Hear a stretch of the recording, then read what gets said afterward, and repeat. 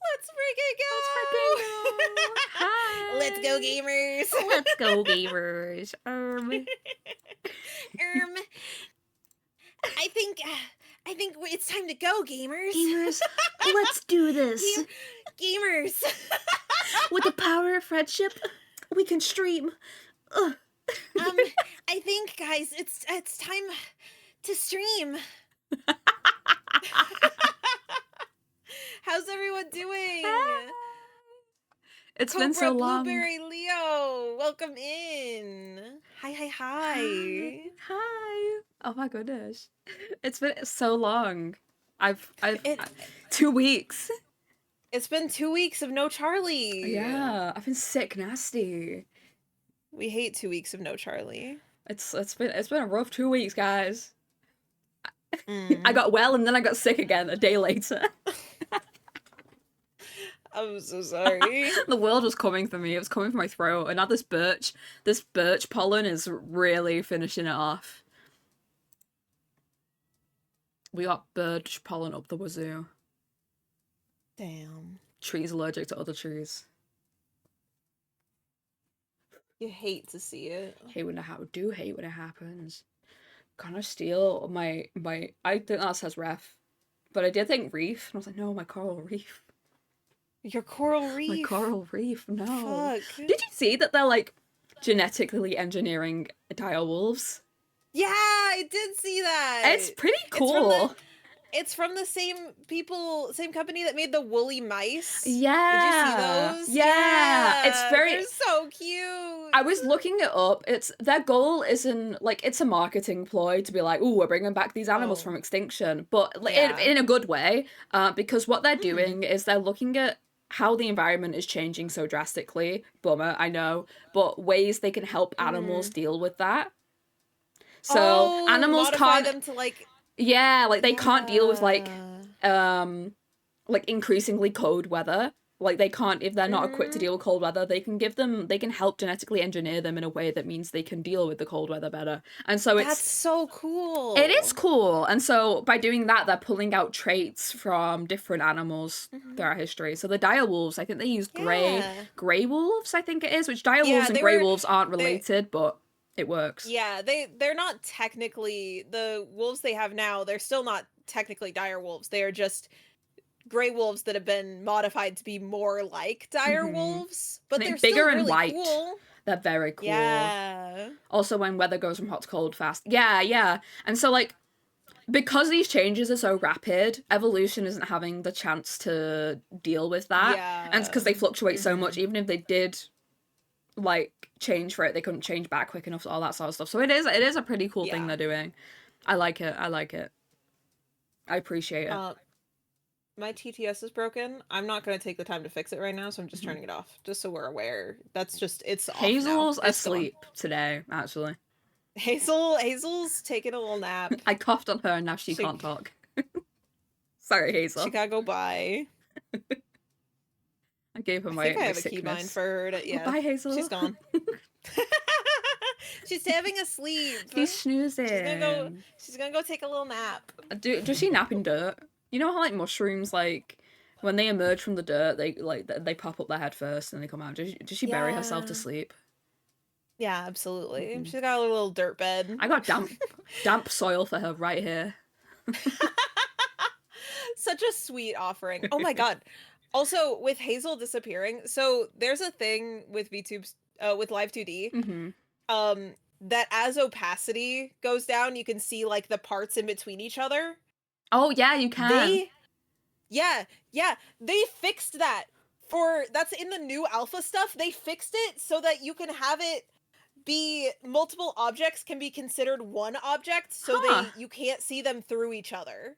That's pretty cool. Also, they added they added blending layers, so it'll be more efficient to do like stuff like lighting for over whole models. That's cool. I'm so excited for this new update. There's like really like small niche fixes that I'm just like I don't really want to use the alpha version for any rigging stuff because I don't want it to get borked with a larger project, but I think I'm going to be trying it out for the when I do the compositing for the animation I'm working on. Because that's a short-term project. And if stuff fucks up, I won't cry about it. Valid. If I have to roll back, I'm not going to shed tears. I put my antlers on. We're just chatting, so I can put my antlers on. Oh dang, we're just chatting. I could put my hat on. I kind of want to get a witch's hat. I'm not gonna lie. Hell yeah. I've not had one on this model. And Skloon drew me in one at one point, and it was very cute, and I was like, I kind of want this hat. I kind of want this hat now. Yeah. Or witch's also, hat.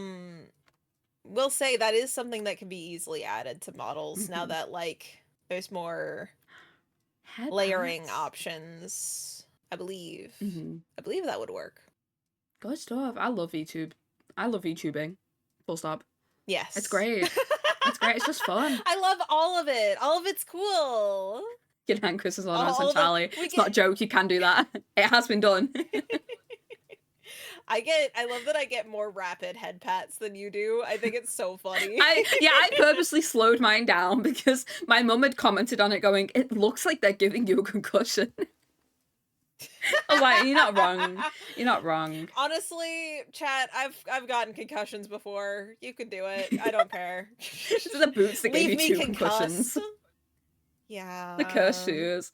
See, I've given myself concussion once, but I've not had any other concussions that I know of. I've had head injuries, but no concussions. Yeah. I think, yeah, the concussion was the only head injury I've ever had. The double concussion. Besides that, it's like... Boots are cursed. They were... Well, the bigger thing was that they weren't fit to my feet. I thrifted a pair of boots, and they were, like, at least a full size too large. Like, not a half size, like a full size too large. And so they were fucking clown shoes. With boots, that's a risk. Yeah, and so they made me trip twice. And then my best friend forcibly took the boots away and said, you're not allowed to wear these anymore. These are the concussion boots. Yeah, these boots give you a concussion. You cannot wear them. I don't care what you have to wear on your feet. It's not going to be these. These are disallowed now, so... I feel like that's pretty valid. Yeah, honestly, best, highest quality best friend advice I ever got was, hey, maybe don't wear the boots that gave you 2 concussions. That's smart. Maybe consider that that's not what you should be wearing. Pro tip, if you use a wheelchair, you can wear any shoes you want. Doesn't matter. That's true. You're not gonna trip with them. You don't have to, like, you don't have to worry about your feet hurting. Yeah. That's pretty sick. That's pretty sick. Pretty cool. Love a good wheelchair hack. Make the most of it. You've gotta wear a wheelchair. You gotta wear a wheelchair. You gotta use a wheelchair. You might as well make the most of it. I mean, it's a part of the outfit. So yeah. I guess you're wearing it. You know, like, it plays into it. Definitely. Or just go barefoot. You could have the grippers out in a wheelchair. Yeah. I wouldn't recommend know it. if that's... I don't know if... Yeah, it's not recommended. I don't think people will look upon you quite... Favorably. But... Shrug. You could. Shrug. You wanna know something wild that happened yesterday? Like What happened? my niece came to tell me about it. So my sister was shopping with my niece, and my niece had gone up ahead to, like, she's a child, by the way, a young child. She'd gone up ahead to go look, and she came back really upset because some fucker in a wheelchair, she'd smiled at them, and I know my niece, she smiled nice. She's got she got an aunt and an uncle that uses a wheelchair kind of thing, so she just smiled at them. She's used to this. This lady and her husband started, like, yelling at my niece for smiling at her, going, you think it's funny, do you? Like, yelling at this child. And so my sister went and told them off, like, as she should have. But it was like, oh my god, apparently these two are prolific. At you yeah, as a person that uses a wheelchair, I'd much rather be smiled at than like that weird. There's the weird awkward glances you get where people look at you, look away, then look back, and like, oh my god, or like the sad faces. The like the like thought that they're not supposed to stare, but they like still want to like see what's going on. Yeah, they want to figure out what's wrong with me. They do like an uncomfortable side eye over and over. Yeah. Yeah. See, I'd much rather be smiled at than anything else. When I was in the dental hospital, I was in the wheelchair then. Very bad day for me. Because I got like an hour's sleep and then I went and I was like, no, I'll be fine. The wheel fell off the wheelchair as we were taking out the car. It's fine, it went back on easy. And then the elevator down didn't work. So we had to go to the other side of the car park to get that elevator down. It was like a whole thing. See, I get weird looks, but they're all because of choices that I make with how I present in public. Yeah, but you look cool as fuck. It's a thing. Well, thank you. I did get mean mugged by like a middle-aged woman recently because I did like I'm trying to play around more with makeup being fully artistic expression rather than beauty standard stuff because I'm married. I don't care about beauty standards. People think of. I don't care about it being stereotypically beautiful. There's no reason for me to, but I still like doing my makeup. And so if there's not a reason for me to meet beauty standards, then I should have fun. And so I'd like done this like stars and galaxy look with eyeliner. Is it the on one my you face. sent me? It is. That's fucking gorgeous. Guys, B may not be up to the beauty standards, but she's up to the gorgeous standards. She's beautiful, bitches. B looks amazing, by the way, guys. Oh, thank you. But there was this lady that, like, every time we would make eye contact, she would immediately, like dart her head away again. But she kept just turning her head and just staring at me until I went and made eye contact with her. And I'm one of those people that if someone stares at me, I will start staring back until they are uncomfortable enough that they look away. And I will just do that over and over. God, low-key, old women are the funniest. Grocery store that did that too, yeah. The way they stare. Yeah. Yeah, it was just this, like, she, like, I would guess being, like, middle-aged-ish, maybe a bit older than that, and she was just like, it like she didn't look angry, but she also was like, she was just like staring and like, she looked befuddled. They forgot how nuance works. Yeah, befuddled is the best word I can use to describe how she looked. Like her expression that was at me having my like cool space makeup. It's wild. Yeah, like I passed by two old ladies in the wheelchair the other day, and like they literally like turned to each other, like I could hear them being like, "Well, what a shame. Well, what a shame." They're like 70-year-olds. It's like, right, I know that the rhetoric you got in your head where it's like, "Oh, that young lady in her wheelchair, that should be me, not you," but it's like, guys, please stop whispering. Like, wait until I'm out of earshot, please. I don't know. Maybe instead of just being like sad about people needing mobility aids, we could just be happy they have the aids they need. Just smile at me. You know? Like, yes, I know it's a shame, like, but you don't have to tell me. Right. Or like, whisper it in earshot very loudly. Yeah. People are very weird. I don't know, man. Yeah, I did have a cute interaction with a kid in the dental hospital as I got wheeled away, where he saw me get up and walk to the x-ray machine, so he was obviously thinking, oh, she's sat in a wheelchair, she can't walk. And then I got up and walked to the x-ray machine. Awful, by the way. You have to stand up with, like, your chin on a thing, biting down, holding onto a thing. I was shaking like a leaf. It was awful. And then I got back into the wheelchair and we went, and he was just staring at me really confused. So I just smiled at him, and then he just kind of, something twigged in his head and he just smiled back, and I was like, well, that That's all it takes, really. Like, I couldn't imagine shouting at a kid for smiling at me while I'm sat in my wheelchair. No.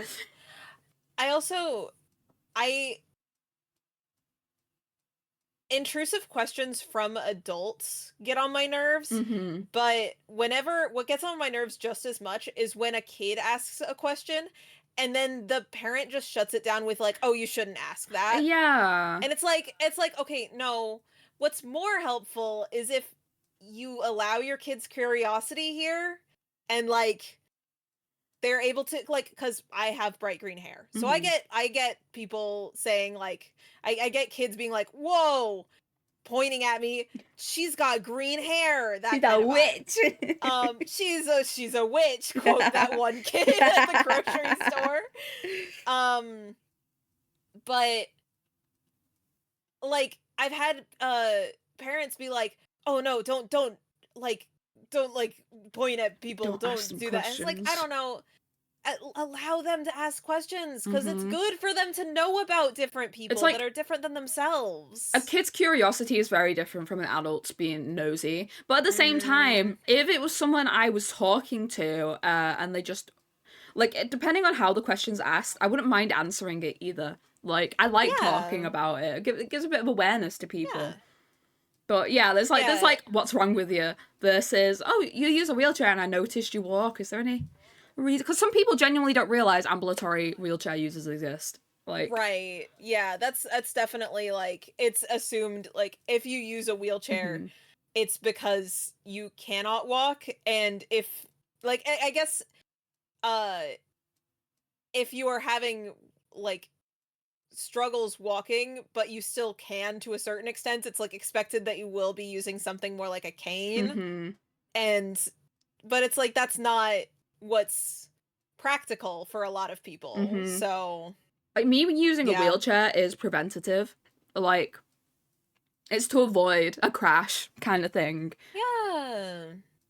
And so I will be able to walk while I'm using one, but I probably shouldn't. Sorry, I'm trying to put my lip piercing back in because I remembered I had to take it out for the x-ray. And I forgot to put it back in, but I can't find the freaking hole. Oh, that's fair. Lip piercings look so cool, but I know how bad I already fidget with my nose piercing, and I really don't want to fuck up my teeth worse. And I know I would start doing shit that would be bad for my teeth if I had one. Yeah, the thing that helped me the most was getting a 360 one, where it just clips into a full loop. And so I just spin it around, but it's also, if you have a good piercer, they will take note of your anatomy. Because I've seen a lot of lip piercings where they've been put in the wrong place, and so they've rubbed away at the gum or chipped away at the tooth, stuff like that. But my lip piercing, where it sits and the kind of piercing it is, doesn't do any of that. And I just like spinning mine around and yanking on it like it's a fish hook. That is fair. Barry, hello. Hello. Happy Tuesday. Welcome in. Okay, I got it in. Nice. Good job. I felt naked without it. There's a weight missing off my lip. That is fair. The number of times when nose piercings, especially septum piercings, you take them out when you are sick, because otherwise there's a high chance that you will just blow your nose and take the piercing, the jewelry will go with it, and you will throw it in the trash. And so whenever I'm sick, there's so many times I will reach up to like fidget and like straighten it out, and then there's nothing there, and I'm like, huh? Hello? There's a blank space where there's not supposed to be one. There's something that's supposed to be here. See, lip piercings I'm fine with, but nose piercings, like, like the thought of me having one freaks me out a bit. But it is just because I'm just so nonchalant about like smushing my nose and shit that I know I'd like rip it out or something. Even when this was a stud, my lip piercing was a stud. That had issues. I swallowed so many lip piercings in high school too, because I could have the stick in but not the ball, like the stud in but not the ball, and I just forget to take it out when I was eating, and I just swallow it along with my sandwich.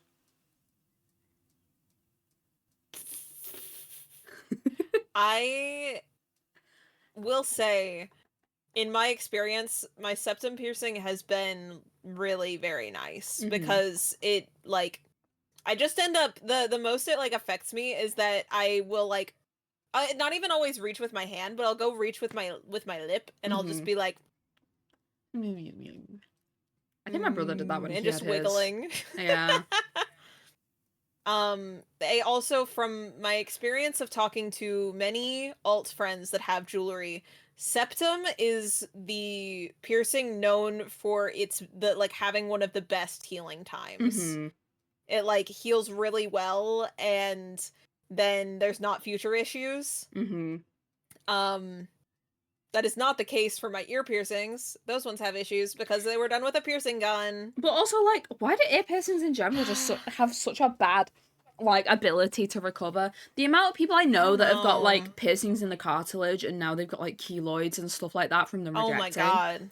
And it's like, why are you being such a bitch about this ear? Get a grip. Like, cartilage piercings especially. It freaks me out thinking about the crunch.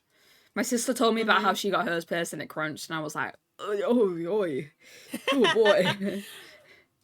Also, the worst one that I know of is the bar piercings because your ear, like, is still growing.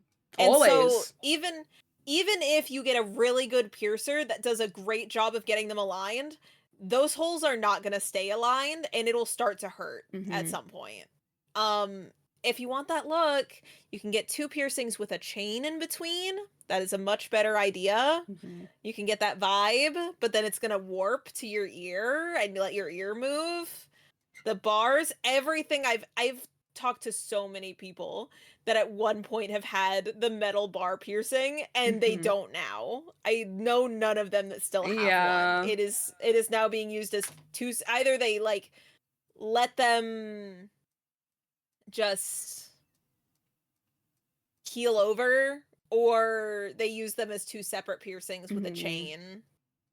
And that's just the way of it. I'm real pissed that when I got my seconds done, on my whatchamacallit, my lobes, I wish I'd asked for it higher up because they're really close together. And it's sad because I can't, like, pair them with other earrings properly. But I hadn't paid attention. I was not talking about gauges. I'm talking about bar piercings. I don't think bar's the... Across the top of the ears. Yeah, it goes through 2 parts of the cartilage.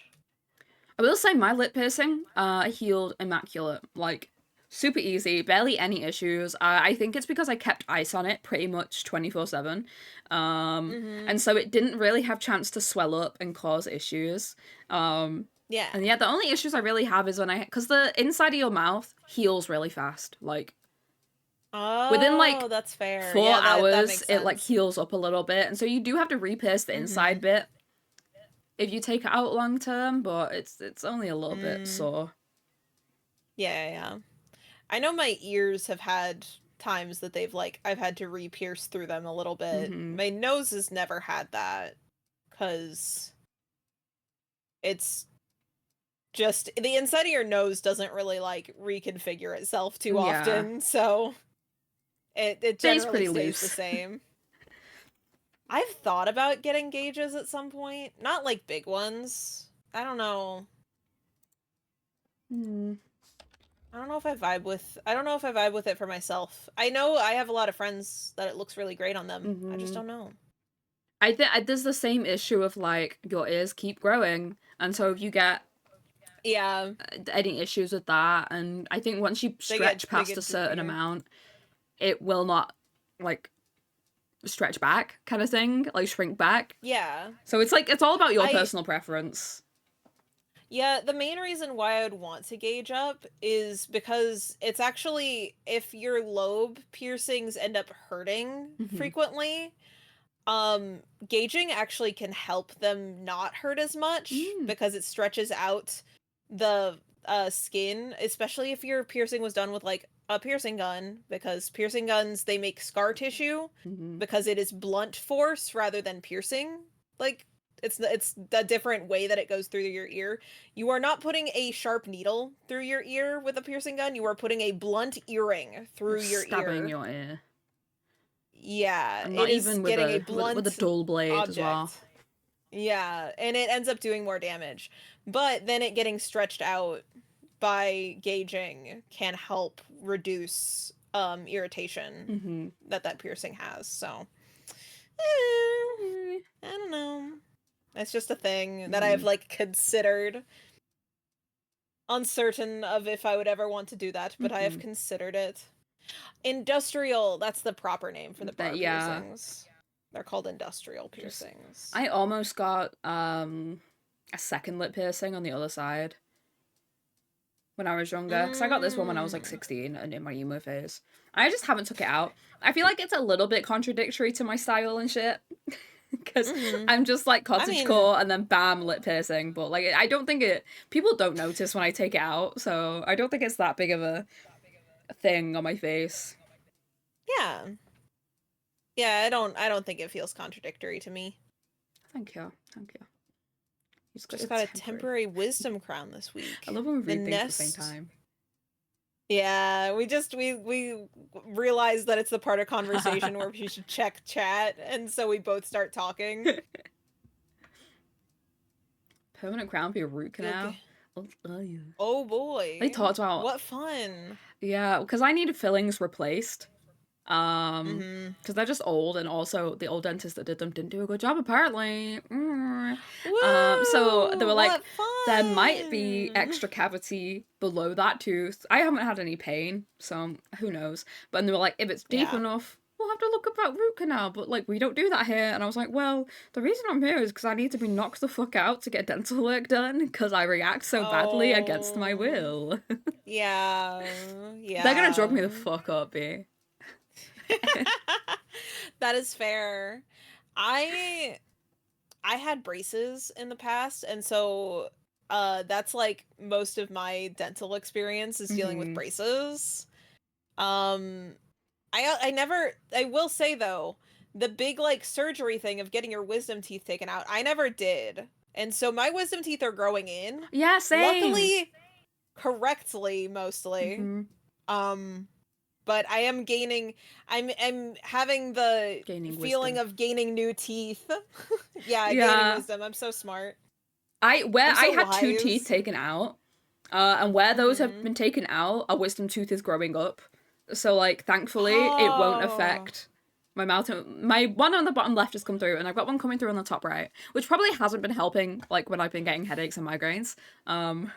But it's there. Yeah, absolutely. And like, we saw x-rays, because I went to this dental hospital years ago as well, like pre-COVID, so like 6, 7, maybe 8 years prior.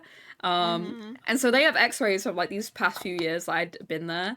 And it's really funny to see the wisdom teeth drop down. Yeah. Like through like a series of like 5 x-rays. Yeah, I think one of them is fully grown in. I think it's done. It might need a little bit more, but like it's mainly done. And then like the other 3 are like contemplating the idea of growing in. They're waiting there behind the gums. Two of them have just lifted the gums to be higher up so far, which is not great. My sister had a wisdom tooth that went in and then out, then in, then out. And it's like, Jesus Christ. That's wild. Like, come on, guys. Make up your fucking mind. You don't have to be shy. You don't gotta be shy. We're all teeth here. It's okay. You can hang out. You don't have to be nervous tucking yourself back into the gums. It's okay. It was something, all right. Yeah, I was debating being brave when I went to the dentist, because I was pretty sure I needed one filling replaced anyway, because it was chipped. And they were like, yeah, we're also going to do it on these 2. And I was like, right, okay, I cannot be brave. I can't even stomach it. This is what I realized what it is, it's medical PTSD from when I was a kid. Like, upon further reflection, getting PTSD for another thing, my reaction to, like, medical procedures that involve needles and shit is PTSD. It's just bad. It's bad. Bad reaction. So that explains why I have to be knocked out. Everyone. Yeah. Yeah. That does make sense. It's a time when I relapsed my chronic illness, they wanted to get blood tests to like check, like rule out things essentially. And so I remember vividly sitting there with my arm out for the nurse to take my blood, crying, being extremely still, keeping my arm as loose as possible, holding on to my teddy bear, like crying. And she was like, I cannot find a vein. It's gone. All her veins are gone. Oh. I get so scared that my body goes and like sucks up all my veins. It's funny. I'm so sorry. It's really funny because it's just like my body's reaction, just like really saying no. Like it's not even like by my own will. It's funny. Yeah. It's why I can only get injections in my leg. It's because it's weird. I can't get them in my arm, but my leg is fine. Huh. Yeah, they let me get weird. my COVID vaccine in my leg. It's because like it's all associated with my arms mostly, like the trauma. So putting my fat fine was sorted. That's me slapping my thumb. A person, hello. A person. This is the way to Amarillo. Every night I'm hugged by a pillow. That's a good British song. What? That makes sense why I don't know this song. Yeah. I'm lost. I'm simply looking around in confusion. People kind of sing it at football matches, I think. It's more of a chant song that people sing, but yeah. Oh, that's fair. I don't know. I don't know any of that. Who knows? We don't know things. Wait, do you want to know something that I know? What's something you know? So it's about I mentioned it on your stream the other day, and then I did more research with Mum when I was in the car. But the fact that chronic fatigue is different from chronic fatigue syndrome. Yeah. People use it interchangeably. Chronic fatigue is like the one thing. Chronic fatigue syndrome is this one thing is a major thing, but also everything else. And I was looking up like so there's another name for CFS. It's ME, which is myalgic encephalitis, something like that, which basically means muscles, brain, and what's the other thing? Nerves, something like that. And I was like, I wonder why brain is in the word. And research has been going on that's like essentially saying our brain's bad. People with ME/CFS, essentially what is happening is your brain is allotting way more energy to a task than needs to be. It's like sending a text on your phone uses 1% of the battery, except on my phone it uses 50% of the battery. I love fancy word for brain sucks disorder. Yeah, and it's like why haven't you researched this anymore? Because I don't really know too much about why it happens. I got told you had a viral infection, now you have ME/CFS, and I was like, okay. And so then I actually learnt the words, and I was like, so like it is because people try and tell you it's a psychosomatic thing where it's like it's all in your head, and that's why people can cure it with yoga and vitamins. It's not true. That's chronic fatigue that you can help. Not chronic fatigue syndrome. And so I was like, I was just like, oh my god, it is an actual thing in your brain that, like, theoretically, if they researched it enough, could it be fixed? Question mark. But yeah, it's very interesting. It's very interesting. Maybe something could be done. It is just my brain broken. It's like a specific genetic marker. I think I said, I don't know if I said it in a stream or something, but they're thinking that there are genetic markers for this illness, and those genetic markers are essentially the brain broken brain broken spot in the brain. This is the glitch in the brain matrix. Literally, it's like it feels kind of like vindicating to be like my brain, like, it's not just like something that comes from nowhere kind of thing. Yeah, there's a source. It's not all in my head, but actually it is, because my brain is there and my brain's broken. It's all in my head, and that's the problem. That's the problem. We know it's in the brain. That's the source. Kermit the Frog here. Oh, my subscription notification just covered your face. I love that. I'm getting Mike Wazowski over. You're getting Mike Wazowski like... over here. Thank you for the 31 months. Oh my god, it's my 3 years this month. Near the end of the month is my stream anniversary. No, my affiliate anniversary. That is very exciting. Yeah. Were you saying you can't stream the 20? Oh, it's the 20th of next month. Yeah, right. that's when I'm getting drugged the fuck up. And Mum was like, haha, I'm gonna video you for frag.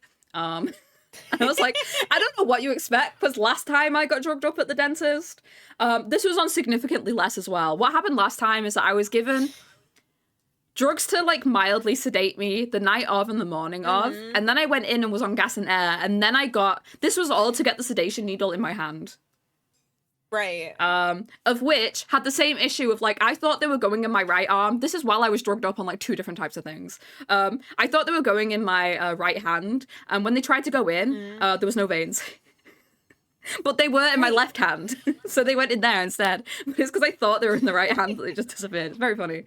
And this time they can't give me the stuff beforehand or the gas and air because they're, budget cuts. But what they said is they can give me a shit ton of the thing I was on. And mix it with some juice and chug it and it'd be fine. Wow. But last time I was at the dentist and I got drugged up, I went on a rant about how this is a week after Infinity War came out, and I was like, spoilers for Infinity War, by the way. I said, I don't care that Loki died. I don't like Loki. I think for people caring that he died, I don't care. And I apparently went on a rant about how I didn't care that he died. And I think I've been beefing with Loki for a long time, and I think it's just because I beefed with as a closeted lesbian. I just got really mad that women were attracted to mediocre men.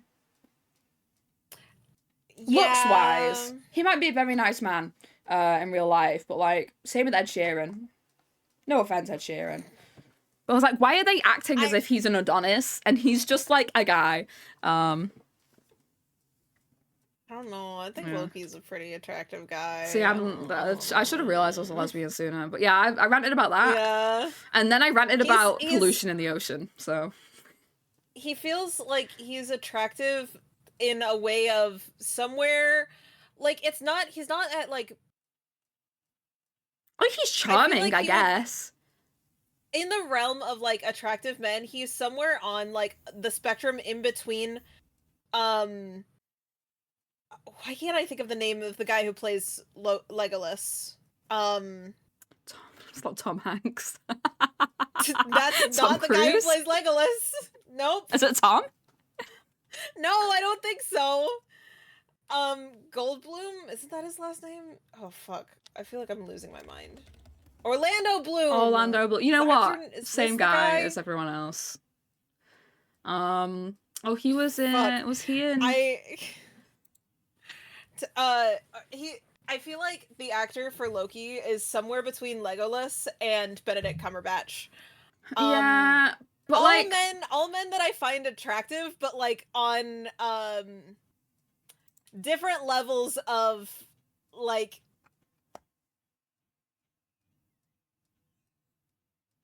I'm trying to find the right words. Plague? Different levels of like Plague boy? Specificness of why, like yeah. Like Orlando Bloom is an attractive man. That is an objectively he fits the beauty standard. Man. Yeah. And then there's like the spectrum of it gets into men I find attractive, but it's not like because they are perfectly meeting beauty standards, I guess. My issue with like I don't fault people for finding. I don't think they're ugly, but I do think a lot of these men look like they've had the plague at one point or another. Like, kind of like they've got the dying plague boy in a Victorian movie kind of vibe. Okay, but that's... And, like, 12-year-old me just cannot get over it. Yeah, I think it's just, like...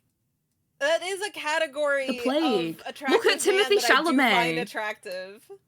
Like, they do look a little bit plague-ridden, but, like, in a, like, Victorian romance way, they don't look as if they've actually got the plague. They look as if they've got the plague in, like, a Jane Eyre novel kind of thing, right?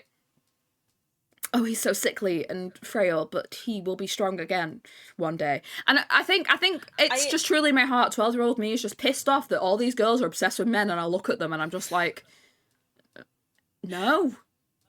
Yeah. I gotta move my browser for when I look up stuff to a different place because I keep just like staring into the side of your head as I'm googling things. You're looking at my antlers. I'm just like getting really. He's attractive in a wet rat kind of way. Wisdom, you get it.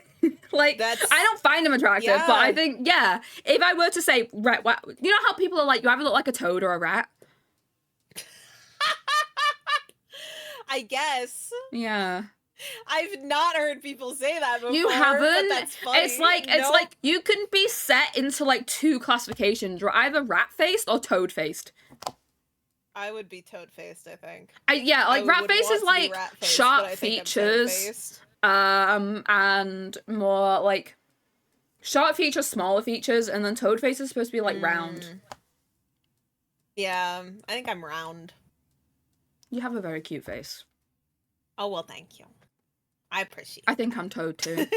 I just looked in the mirror real quick. If I had a slick back ponytail, I'd be rat, but ponytails give me a headache. I don't like having my hair up anymore. I just use like clips and that's it. I've been getting back into putting my hair into a bun lately. Because I used to do that all the time, like every day, like using just a pencil to put my hair up in a bun. And I've been getting back into that, especially since I have like nice, pretty hair sticks. Yeah, I feel like that's better than like tying it up with a bobble or hair tie. Yeah. Like they give me tension headaches. But definitely tying it up with like a claw clip or a hair stick works. I think Hiddleston is kind of wasted in a role of Loki, TBH. Yeah, I just feel like I was really beefing with Loki because everyone liked him. And also I don't like bad guys. I don't like morally grey characters. To me, he was just an asshole. I love them. Well, the thing is, I did not acquire a fondness for him.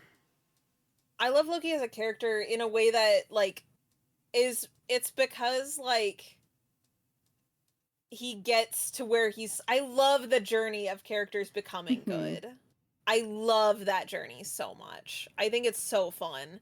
And, like, getting to see how because, one, he's playing with being, like, a god kind of realm, you know? Like, he's not on people levels for doing shit ever. Like he does not have human culture behind the stuff that he does. But along with that, his crash out that he has is fully justified. In like not all the actions being justified, but it's reasonable that he crashes out. Yeah. And is like trying to do stuff to like be seen, I guess. Like, yeah, I understand that. I understand his character arc, and I do appreciate that it's good. I just don't, I just don't like, especially if it's like, guys, I'm gonna sound like a misandrist here, but I especially don't like it if the bad guy's a man. Like, Charlie, I feel like a lot of your opinions are getting like surrounded by the fact that, I'm a lesbian. You don't like men. Yeah, like you I know feel what, like they're though? becoming very. You know, a bad guy I do love, who's actually a very complicated character, so people just can't understand his nuance. Knuckles the Echidna. I love you, Knuckles! You're my son, I love you! Knuckles is not, I mean, I guess technically he's manipulated into being a bad guy for about half a movie. Yeah, that's, I think, what happens to Knuckles frequently. He's not, like, he's just full of love. Villain. He wants to have support. He wants to, like, get revenge or do like the task of his family, and then he ends up supporting people that are lying to his face. He's so easily manipulated. Yeah. My son. Yeah, he is. I love Knuckles. I love him. Don't call him a knucklehead. He's my son. He's so smart. And he's 1000% muscle. I gotta say, big fan of Sonic Boom Knuckles. Is that the one where he talks about being a feminist? Yeah, it is. He says I'm a meathead, but that doesn't mean I'm not a feminist. Yeah. Right, to be fair though, I don't even like women that are evil. Like, I'm just not a fan of, like, villains. Like, I don't see the attraction in a villain at all. Because it's like people are like, ooh, yeah, evil women. And I'm like, don't talk to me if you're evil. Lose my number if you're evil. I feel like I'm picky with characters that have, like,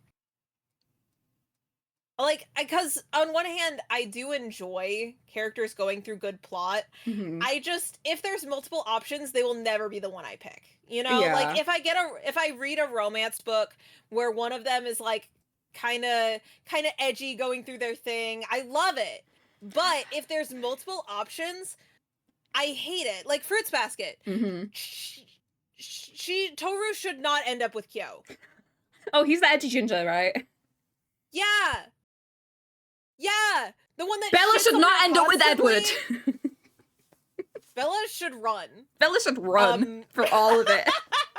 Bella, go back to Phoenix. Bella's gotta leave. Bella would do great in Europe. Bella the whole time should not be there. She should not be there. Because I don't like either of them. Neither of them are good. No. Jacob could be good if Suzanne Collins cared.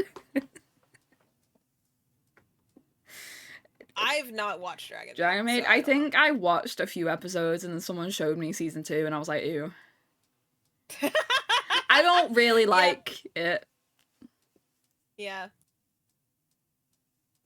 I can read everyone's mind. I can read everyone's minds. Okay. Oh my god. Yeah. Edward's one of those like tortured souls.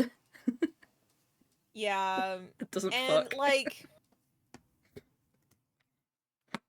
And I can't even be getting into you know what? Bella should have ended up with Alice. Bella should have ended up with Alice. Actually. It is. Actually, it's such a terribly written series, and I appreciate that. It's like, where I'm sorry, I'm thinking about vampire sex. The number of coldest stone and hardest stone, they just click together. Oh yeah. It canonically sounds like porcelain clattering whenever they have sex and they're both vampires. Oh. Vampire sex. My stream heard it, yours might not have. My stream did not. Yeah. My stream got prime vampire sex. I was gonna say Bella X Alice. Yeah. I don't know. Whenever there's multiple options, it's like one of those things with Baldur's Gate. Okay, I don't want to fix the other person. No. If there's an option where that's not my fucking job. You know? No. Astarion, Shadowheart, sure, whatever. But it's both fixing them. I don't want to romance either of them. I don't want to fix people. I love Gale. Dude's genuine. And everyone complains that they think he's annoying because he talks too much. And I'm like, I want you to yap. I prefer Gale over Astarion, but I fear we're coming to the same conclusion of I'm just not attracted to men. And therefore... Well, yeah, that's you're not gonna either. You know what though? I fucking much. love Will, and I'm low-key debating playing Origins route as Karlach so she can date Will. Yeah, that is such a cute. Yeah, that is such a cute romance though. That is adorable. Let the yapper yap, absolutely. Also, welcome in Andrew Rat and Frag. Hello. Charlie X'd me. Wait, the dad Charlie. Good clarification, Ray. Right as my wife comes in.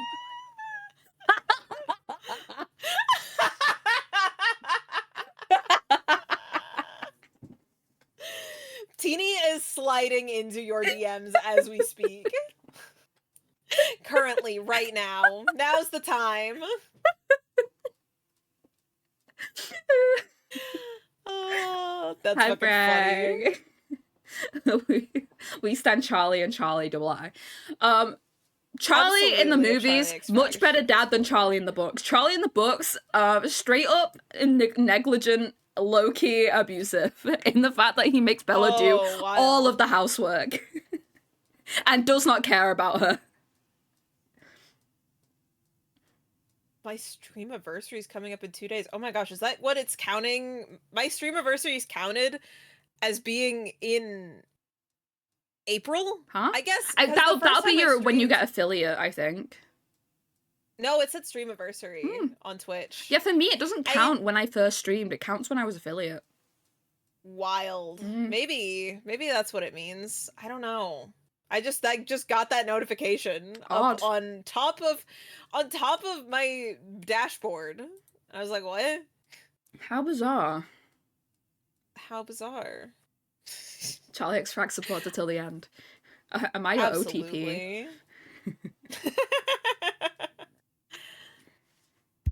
I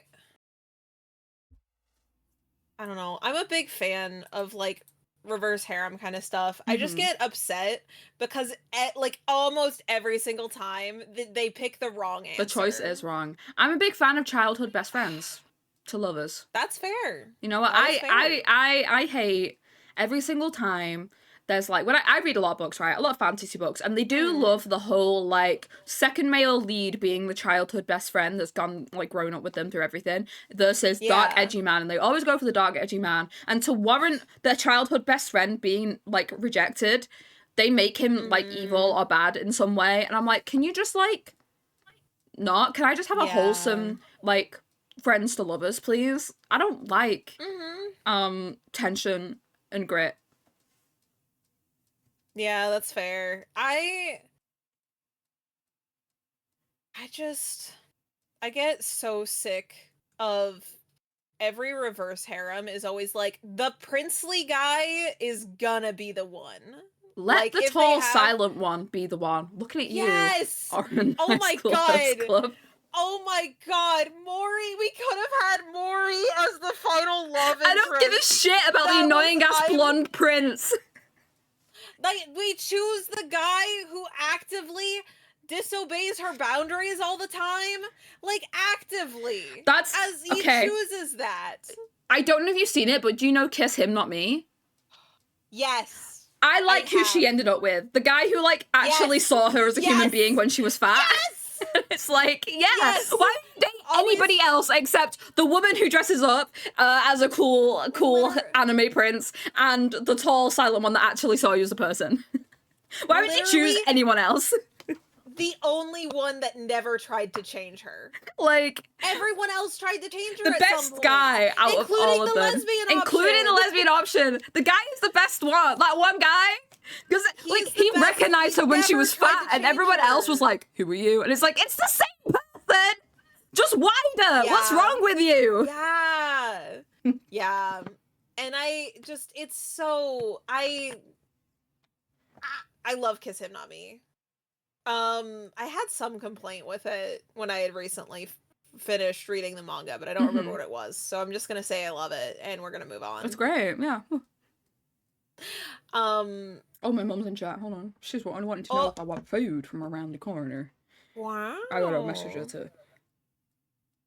I've not seen the Minecraft movie. I may watch it, but I've heard that it's so not bad. With any it's urgency. Funny. Like, the thing that makes it good is that it's bad. I've heard that I've had someone that I was watching just be like, oh, it's not even funny bad. It was just kind of uncomfortable. And I was like, apparently what it mostly is Jack Black saying Minecraft words. Yeah, that I have heard. And also a valid complaint I saw was that like there was like a few female characters in there, and they had the teenage girl just be completely clueless about Minecraft, and the reason apparently they split up at one point, and the two women end up together, and they only did that to pass the Bechdel test, which I agree, they probably did it for that. Yeah. But Matt Berry is a villager in it. It's very funny. The first Sonic movie is good. Tyler, the first Sonic movie is good. I love Sonic. He is my son. Not as much as I love Knuckles, but he's still my son. The first edit of it wasn't good, and I don't think the biggest issue with the Minecraft movie is even the visuals. The visuals are bad, the one though. in the trailers. Yeah, well, like the visuals, I feel like I wish they just hadn't done as much CGI, because everything I saw of their props were that they were actually really well made. It just looks really odd to like have like the heavily CGI'd backgrounds and then them just there. Yeah. I've seen like the images of the props department, and they are really cool props. The issue, they didn't just stick with those. No. They didn't just stick with those in background work. They did weird CGI'd things. everything. Just having gone with an animated movie would have been better, yeah. But I think that, like, the biggest issue with it isn't even visuals. It is just, like, plot and writing. Mm-hmm. Like, that everything I've heard isn't people complaining about how it looks. It's people complaining about the content of it. Yeah. Also, yeah, the first trailers for the Sonic movie did look bad. Those did look bad. I just will defend all of the Sonic movies with my whole heart, because they're all amazing. I love Knuckles. And I love them. I love Knuckles. He's my boy. I love us getting to see character growth from them, and us getting to see them actually being allowed to be kids. Mm-hmm. Because usually it's just, like, stated that they're kids, but then they act like young 20-somethings. And it's weird. Sonic is such a baby in the first movie. He's so small. He's so baby. We were talking about the Minecraft movie. Also, hello, Zol. Welcome in. And have you seen that they've been showing, like, unfinished versions in cinema? Like, they've been showing, like, the unfinished CGI stuff. People are getting... I have not seen that. Like, are watching CGI, like, the unfinished CGI versions of the film. That's wild. How does that even happen? I don't know. They obviously fucked up somewhere. I think I've seen people getting really annoyed at the viewing experience of just wanting to go watch the movie, and everybody in the crowd is screaming at every little statement. Oh, yeah. I mean, I fully expect that from... Yeah. I don't know. Like, I understand the hype, but also at the same time, there's still... Like, movie theater etiquette still exists. I wish we leaned more into... Because I just wish we leaned into more of... There's two theaters for certain movies. One that's standard movie theater etiquette, and one that's yelling. Because I do think, culturally... It is good to allow people to be engaging with the people around them. Should people give people the option? Giving that opportunity for, like, because, like, concert stuff, you're yelling the whole time, and that's great. You're all yelling together, you're all cheering together. It's a great time. But we need to let that be optional for people, so that some people who just want to see it on a big screen, they can. But we have to admit, one of the pluses of seeing it in person in a theater is that you're seeing it with people. You're not watching at home, you know? And so it would be good to lean into allowing people to like experience that. Yeah. Yeah. So, yeah, get the option for silent viewings. Yeah. Because, like, some movies I do want to sit there and I do want to pay attention. Like, and other movies I might want to yap with my friend about it. Yeah. Good stuff. I definitely, because, like, I think they had, they kind of did that with Wicked, because there were sing-along theaters. Yeah, they do that, like, for a lot of musical stuff. This is the one where you are allowed to talk during it, because everyone's, like, singing along with the movie. Like, that's great. That's fun. Yeah. I like that. Do that, but more often. But, like, all the time. I was like, I know they do, here anyway, they have sensory-friendly hours where they'll keep the lights on in the cinema and they'll turn down the volume and stuff. So, yeah. Especially kids with a lot more higher needs that can't tolerate certain theatre stuff, they can go watch stuff. Yeah. I like that. That's nice. They also have that with shopping as well, like certain, like, supermarkets and stuff will have quiet hours. Oh. It's just good stuff. It's friendly. That's pretty nice. I like that. I'll never forget going to the Deadpool opening day and being in a theater with BOST kids? What does that mean? Lost kids.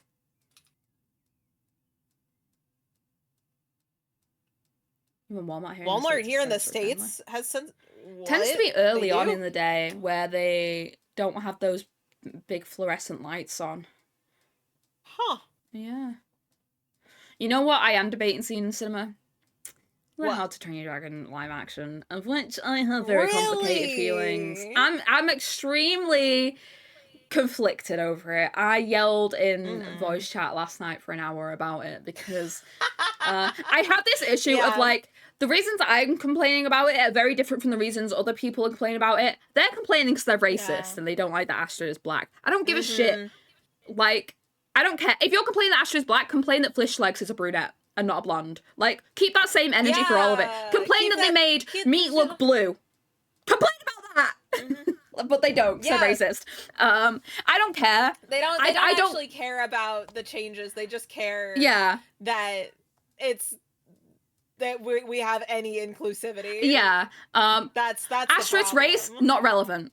It's not relevant at all. No. She could be any race. They're made up people.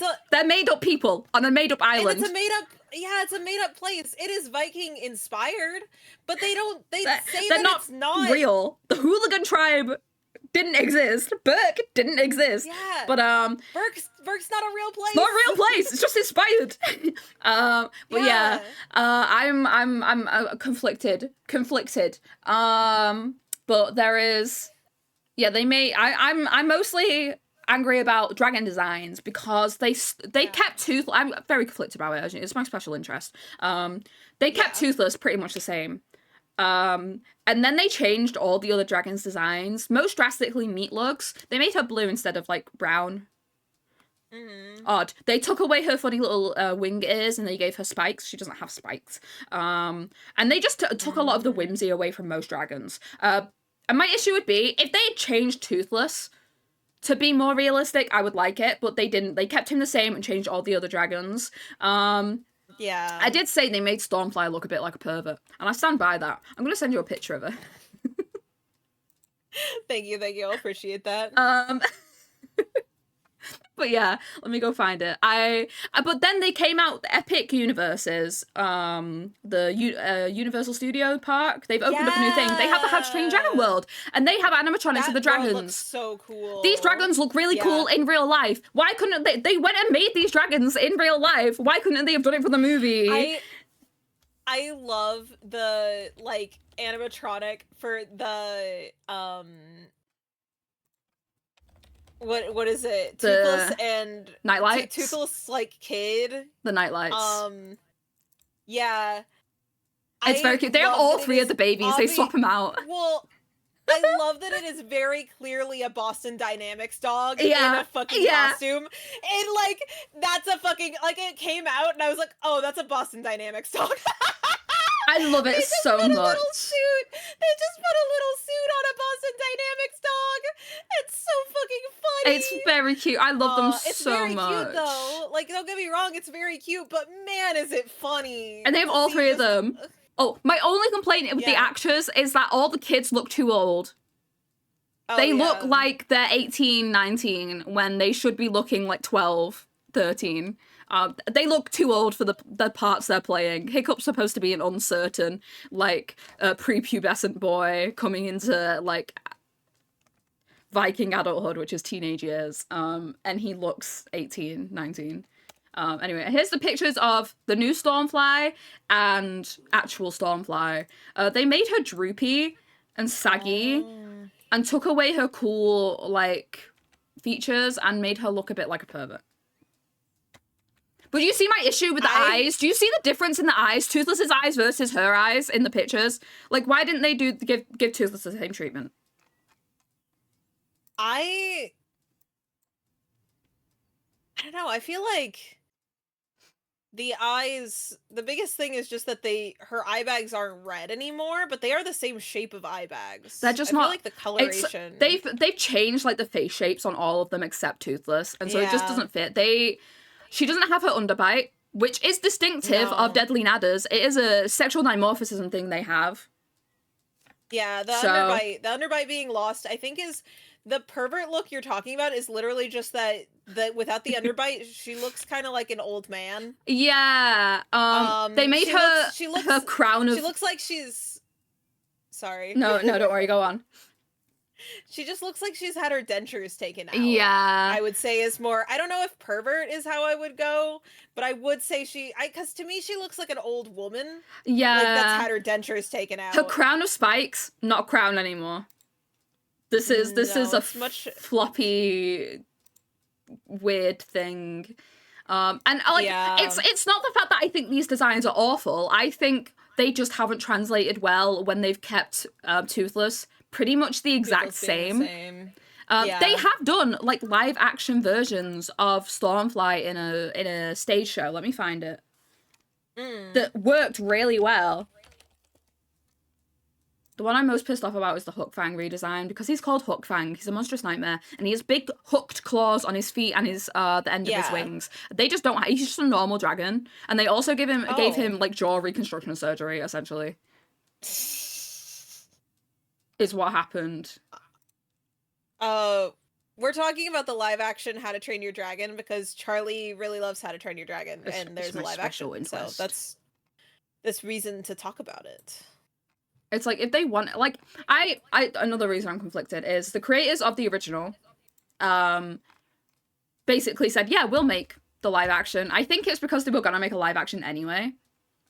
And so they're like, we'll just take it because we love this. And they're trying to talk about, like, how this is a new thing. This is, like, they're making a whole new story. Like, this is its own thing now. But every shot they've shown has been for, like, a one-to-one shot for the animation, and they're really banking on the nostalgia of the original while trying to explain that this is like a whole new thing, and it's like, no, it's not a whole new thing if you're shot for shot. You can't have How to Train Your Dragon without iconic pieces such as scenes and music, but also at the same time you're trying to say it's something new. Like, what are you changing?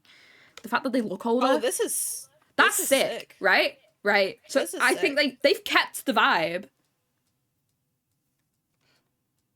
But yeah, I'm just it is my special interest, and I am really apprehensive. I think anybody who's had a special interest become a live action or anything like that will understand the feeling of dread and horror.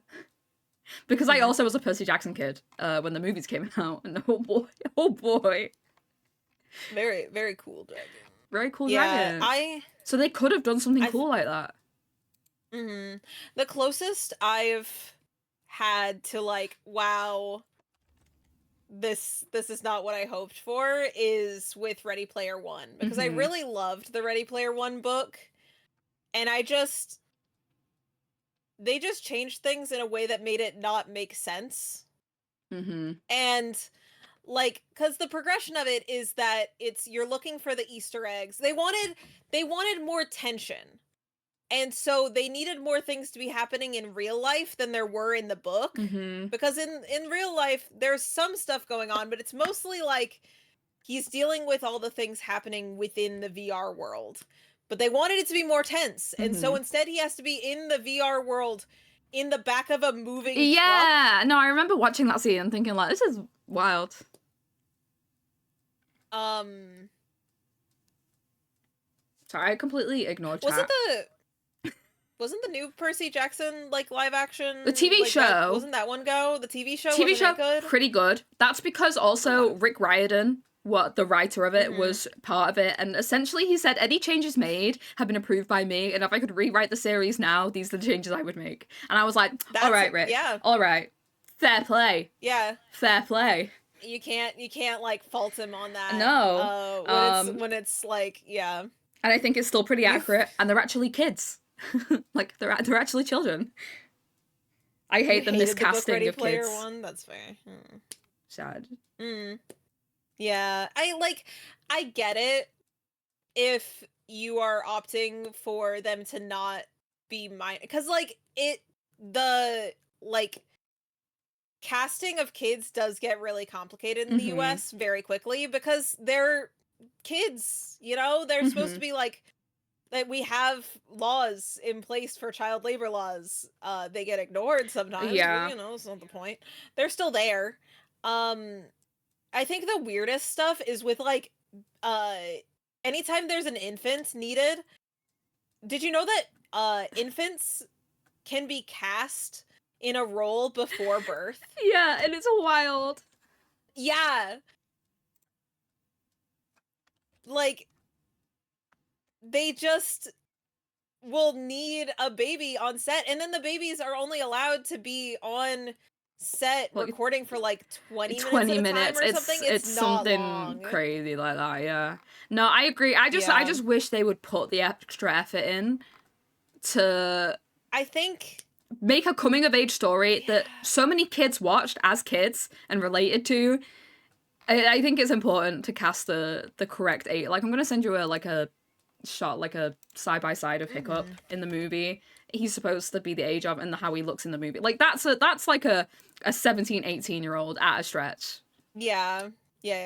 Does not look like he's 12. I think, honestly, it's just best to make, like, animated stuff about kids, because then you don't need real kids to be involved at all. Maybe you might use them for voice acting, but it's a lot less stressful physically to do voice acting than it is to do, like, all the costume and makeup and all the cameras on you, and, like, it's a lot. Yeah.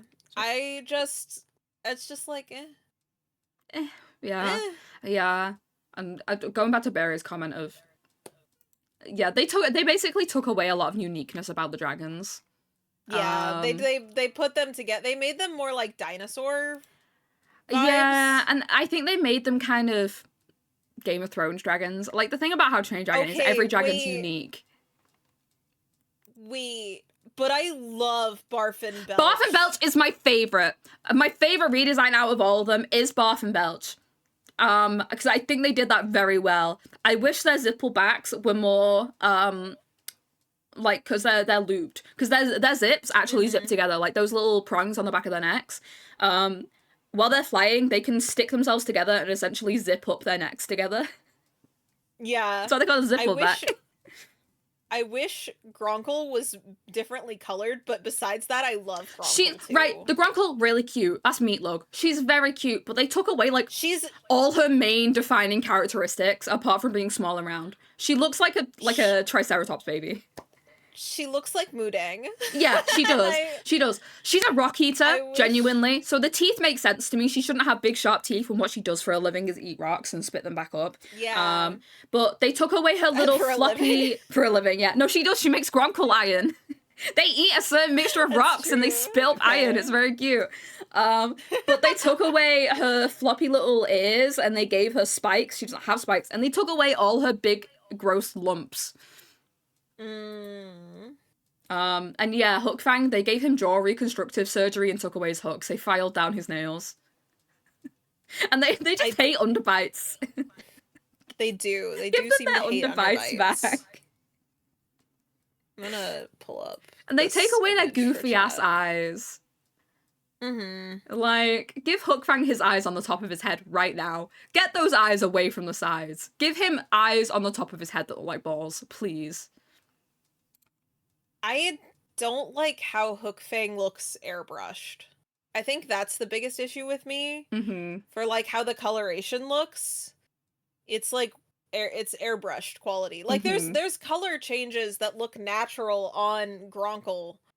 So the fact that Hook Fang's, like, the black on the red does not look like a natural, nice transition. It looks airbrushed on. I understand that they have to make some changes to make them look more realistic. Like, because, like, How to Train Dragon, they got the silly thin necks a lot of the time. And I understand they had to thicken them up a bit. But I'm just really disappointed where, like, I would not have recognized Hook Fang as Hook Fang. The only defining feature he kept was the red and the horns. And it's like, that could also be any other fire dragon from some D&D TV show. Like... he's not unique in any way anymore. No, he's pretty standard dragon. I mean, yeah. Yeah, they his, like, yeah, I see what you mean. I get it. Yeah. It's just it's wild. It's wild out here. I just don't think they should make live actions of things that were already fine and good on their own. No, it's a waste of time. It's a waste of time. Like, we have 2 new Disney live actions coming out this year. Woo! Like, that's where we it's all like, are. please make new things. Like, How to Train Your Dragon isn't even that old either, is the issue. It's not. It's like what, like 15 years or something at most? Let me look when the 3rd movie came out. It's gonna shock me no matter what. But well, the first, like, because this is an adaptation of the first one, so I feel like that's they're doing the whole thing. They're gonna make all of them? Apparently, they've already started shooting for 2. Wild.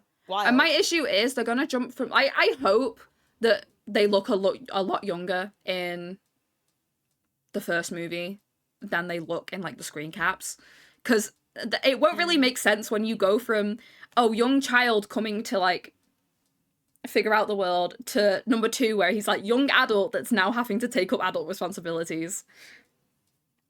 Yeah. And it's like, you look exactly the same. March 2010 is when it came out, the first one. So 15 years. The Stitch remakes looks very bad. The Stitch remake looks so bad. I don't like it. 6 years ago, the 3rd movie came out. 6 years ago. That makes sense. That's like nothing. I don't know if I've seen the 3rd movie. You know what? Don't. I love it.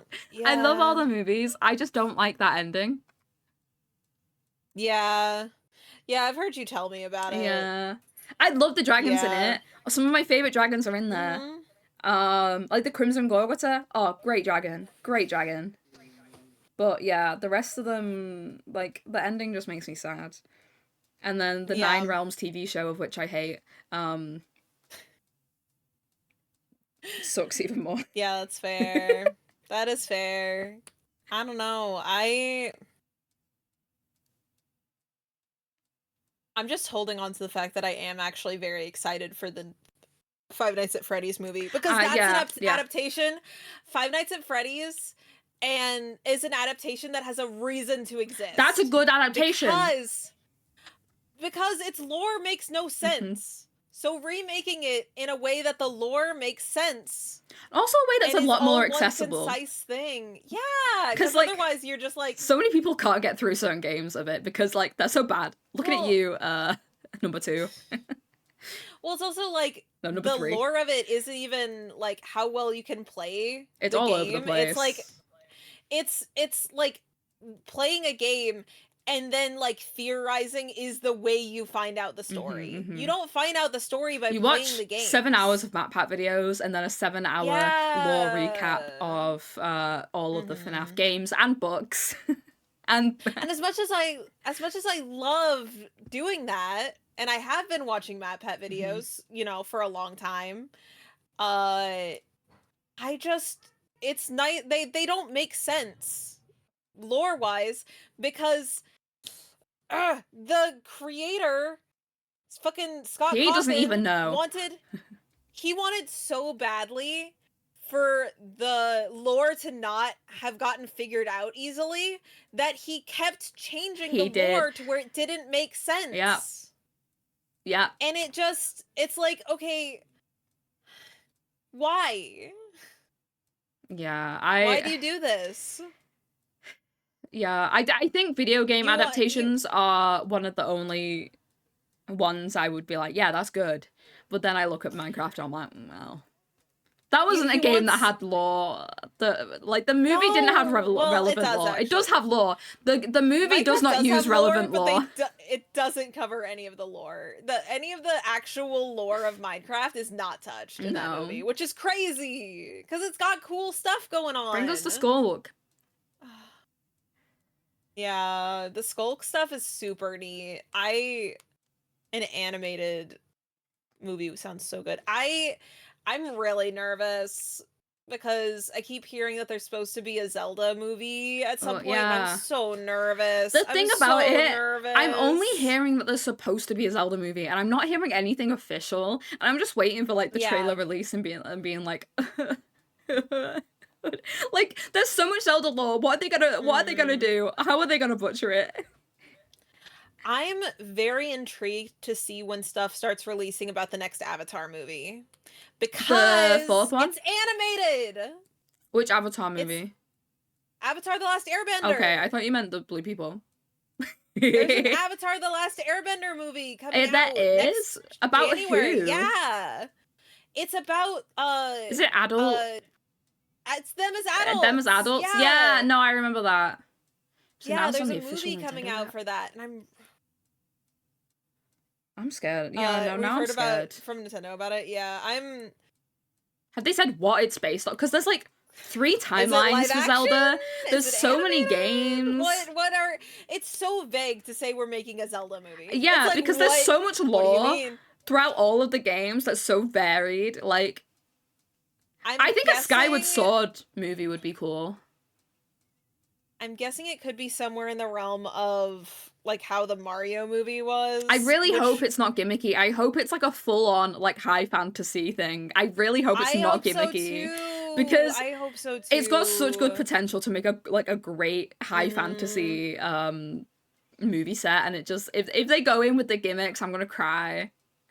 I think it would be so cool if they actually, I don't think they're gonna do it, but it would be so cool if they actually let Link be mute. Because it's not often that we get mute characters in movies, especially ones where the like thing isn't about being mute, you know? Like if there's allowed to be a mute character in a movie, it's like about being mute. And it's like, okay, I guess, or we could just like, it's where I hate there's a movie coming out that's like about a family that has an autistic kid, and I just am looking at it and I'm like, this looks like it is sponsored by Autism Speaks. It looks they like can be a bit their iffy. Research from Autism Speaks, and I'm like, It's those movies where look at how my disabled child ruined my life, but we defeated all odds and got through it, and it's like, guys, can you stop? Introducing Chris Pratt as Link, Zelda, and Goron 1, 2, 3, 4. If Chris Pratt is anywhere near the Zelda movie, I'm gonna lose my shit. If Jack Black is canon, I am gonna throw up on the spot. Please stop, Jack Black. Please leave, Jack Black. I appreciate your humor. It's confirmed live action. Interesting. We know it's live action. I'm so sad. I hope it's some high fantasy how stuff. Diminished animation has been. Like, how low the average person looks on animation. My dad will refuse to watch animated stuff because it's cartoons. And I'm just like, you're missing out on so much genuinely amazing pieces of media because you refuse to watch a cartoon. Like, there was someone I saw on TikTok that really pissed me off. Because he was talking about how animation, like, animation these days, like, look at this Ghibli movie that was made in the past. This is what animation used to look like, and now animation looks like Bluey. And it's like, why are you completely different marks there? One, Ghibli still makes movies, and they look just as pretty. 2, there are cartoons that came out at that time that look more like you're comparing a kid's TV show. You're comparing a kid's TV show to Ghibli? To like a multi-million like movie like deal kind of thing. Like, yeah, I feel like it's just wasted potential. Audience. And I don't especially like as it frustrates me hearing that because it's like so surface level of someone who only knows animation as whatever the biggest companies are making, because right now we are in the YouTube animation renaissance. We are seeing so many new amazing animated series coming out and being indie, and we just had Arcane. That's amazing. We just had Arcane. the like fury that I feel. This is how I feel about How to Train Your Dragon. I understand it. Because like if you're saying that animation, like if you're talking shit on like how Disney and how DreamWorks has been with their animated movies, yeah, for sure. Yeah, I'm totally, we need more new IPs. Yeah, for sure. Pixar, yeah, we need like more like playing around with styles. We've been stuck on the same art style for a while. Can we like see something new? But if we're saying one, you're shit talking Bluey, which is a great show. Great it's show. written, and it has one of the best media for children in years. It has a very, very good style, and just because it isn't painterly doesn't mean it has a bad art style. It's a TV show. Kids like shape and colors. It's shape and colors. It's on a smaller budget, and like that does play into how many details you put into stuff. Also, kids, like, at a certain age, all these extra details are not relevant to them. It hinders them, if anything. Like, like, kids are supposed to be simplistic to a certain extent because it's how their brains collect the data, essentially. Right. It's just, yeah, no, people are just ignorant about it. Someone said... Yeah, Frag said also, people are fan casting Mike Houst as Link and Hunter Schafer as Princess Zelda. Hunter Schafer only works if it's Twilight Princess Zelda, and I don't think they should do it about Twilight Princess Zelda, because that's like splat bang in the middle of the timeline. I think they should start with Skyward Sword. I think that also has the best potential for a movie because it's like very dramatic. Dude literally jumps from his floating island in the sky to save his girlfriend. And also, I want to see giant birds in real life. What was the name of these actors? Hunter Schafer.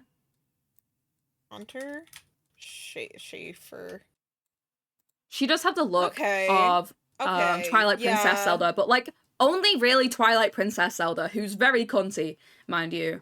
Whereas like a lot of the other Zeldas, especially Tears of the Kingdom and Skyward Sword, those two Zeldas are very young looking. Whereas Twilight, I don't know. Princess Zelda is mature. I feel like more so I would focus on like, because we're not gonna be. I would focus on like the angles of her face, and she's got like a very elven set of features that would be fitting of Zelda. Like I think I absolutely see. Yeah. Especially like this first photo looks like she's like a T for Twilight Princess Zelda, genuinely. But like if they're going with their newest stuff like Tears of the Kingdom, I would like, she's supposed to be a young girl that is a baby. She's like, I think she only just turns 18. Let me get a picture of Twilight Princess Zelda for you.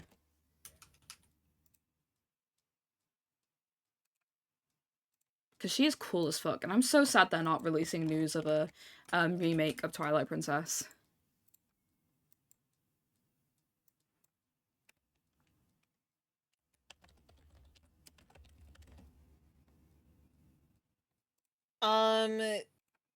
Tears of the Kingdom Zelda is meant to be in her early 20s. Yeah, so that's later on. I think that also still makes sense. Breath of the Wild, she just turns 18 when everything happens. Yeah, and then she's been like getting tortured for years. I want it to be Skyward Sword. I don't think I mind us not focusing on this as like, I'm fine with them being young adults for this, especially like since it's so many different like variations. Was it Mike Faust? I don't think he would be a Link. Honestly, I prefer people just to cast more unknowns. How is this pronounced? Faist. Because I'm getting Faist. Oh.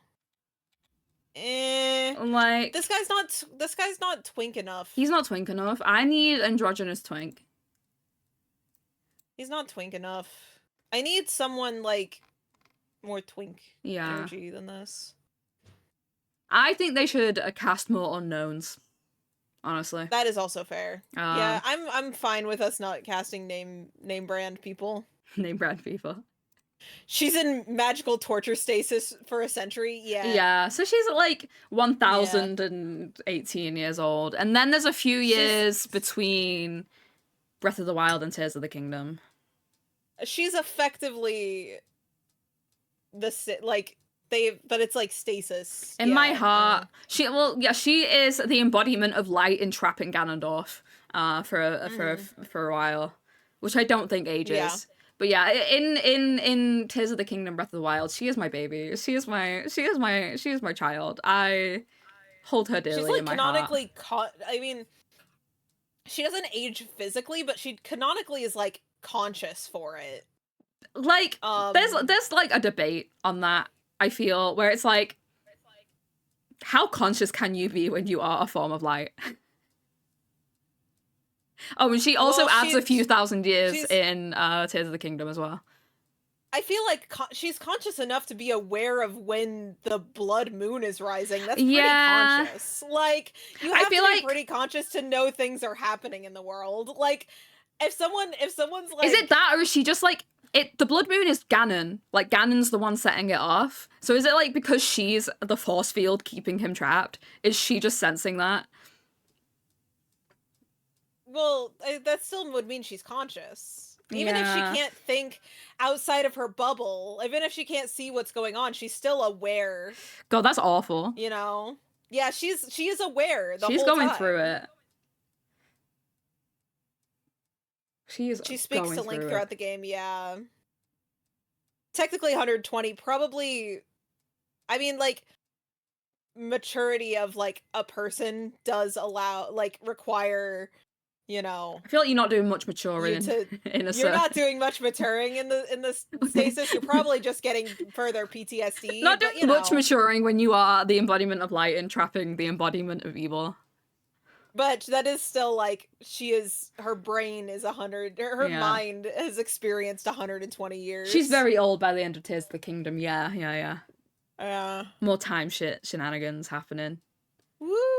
Anyway, my vote for the live action is to do Skyward Sword, because they might as well start in the beginning. That's fair. Yep.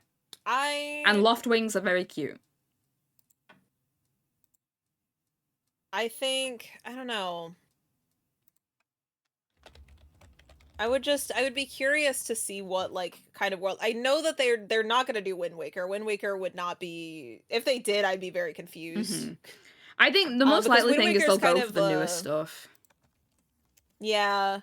I very much feel like they're going to just, like... It's going to be its own separate lore, and it's not going to actually connect with the games much at all. Yeah, that'd be a shame.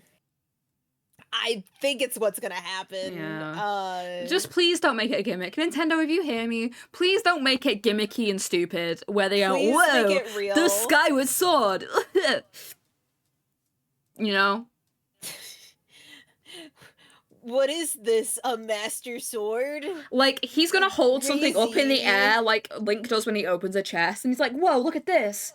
And he's gonna hold it up in a stance every time he finds something. I'm gonna cry every time.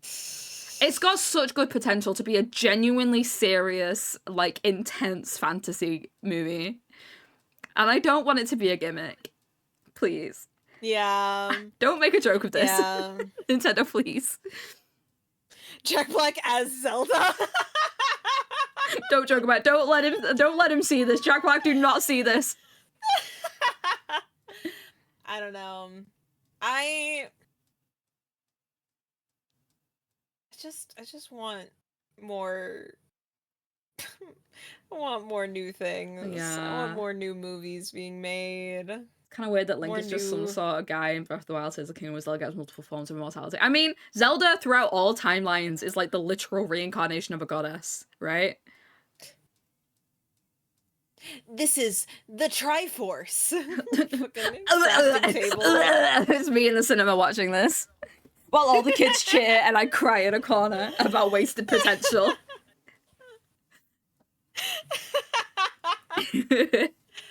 I don't know, man. Man, I just... Yeah. You know what is a good TV show? Dungeon Meshi. What's that? That is a good TV show. I've still never finished it. It gets it. I understand why. It gets intense. I just got to where I was emotionally exhausted, and then the world kept being emotionally exhausting, and so I never wanted to go back and be exhausted.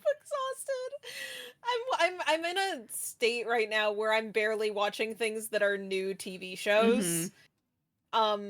I'm just intaking comfort content. Husband and I are watching The Office right now. Like, holy shit, that show's so uncomfortable so frequently. It's I like love that show. You get to the end of the series and you're like, wow, this is actually like nice, and then you restart it and you're watching the first season again. You're like, oh, please stop talking. I skip episodes so frequently. There's so frequently that it's just nails on a chalkboard with watching The Office. What's that one episode where like he goes to the school and like 10 years ago he promised to pay everyone's like college tuition if they all made it with like top grades.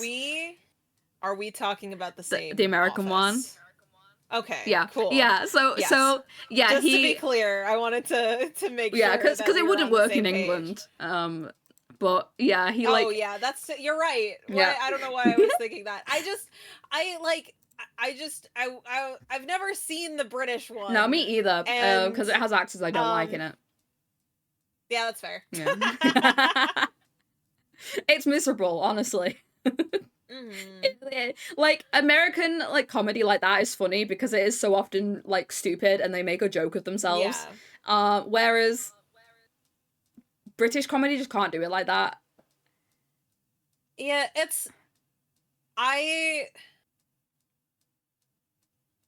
cringe humor just rubs me the wrong way. Me too. Where it's like it's supposed to be funny because of how uncomfortable it is, and I'm just uncomfortable. Yeah, I just feel bad for the people in this situation.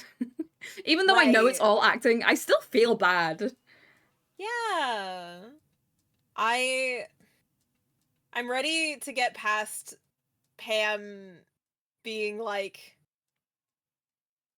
with her shitty fiance. Yeah. And where the joke is, wow, this guy just really treats her like shit. This guy does not like her. Isn't it so funny how he just hates her? And it's like, no. Yeah, it's bad. No, it's not funny. Actually, it's really sad. Please stop. Actually, it's really sad.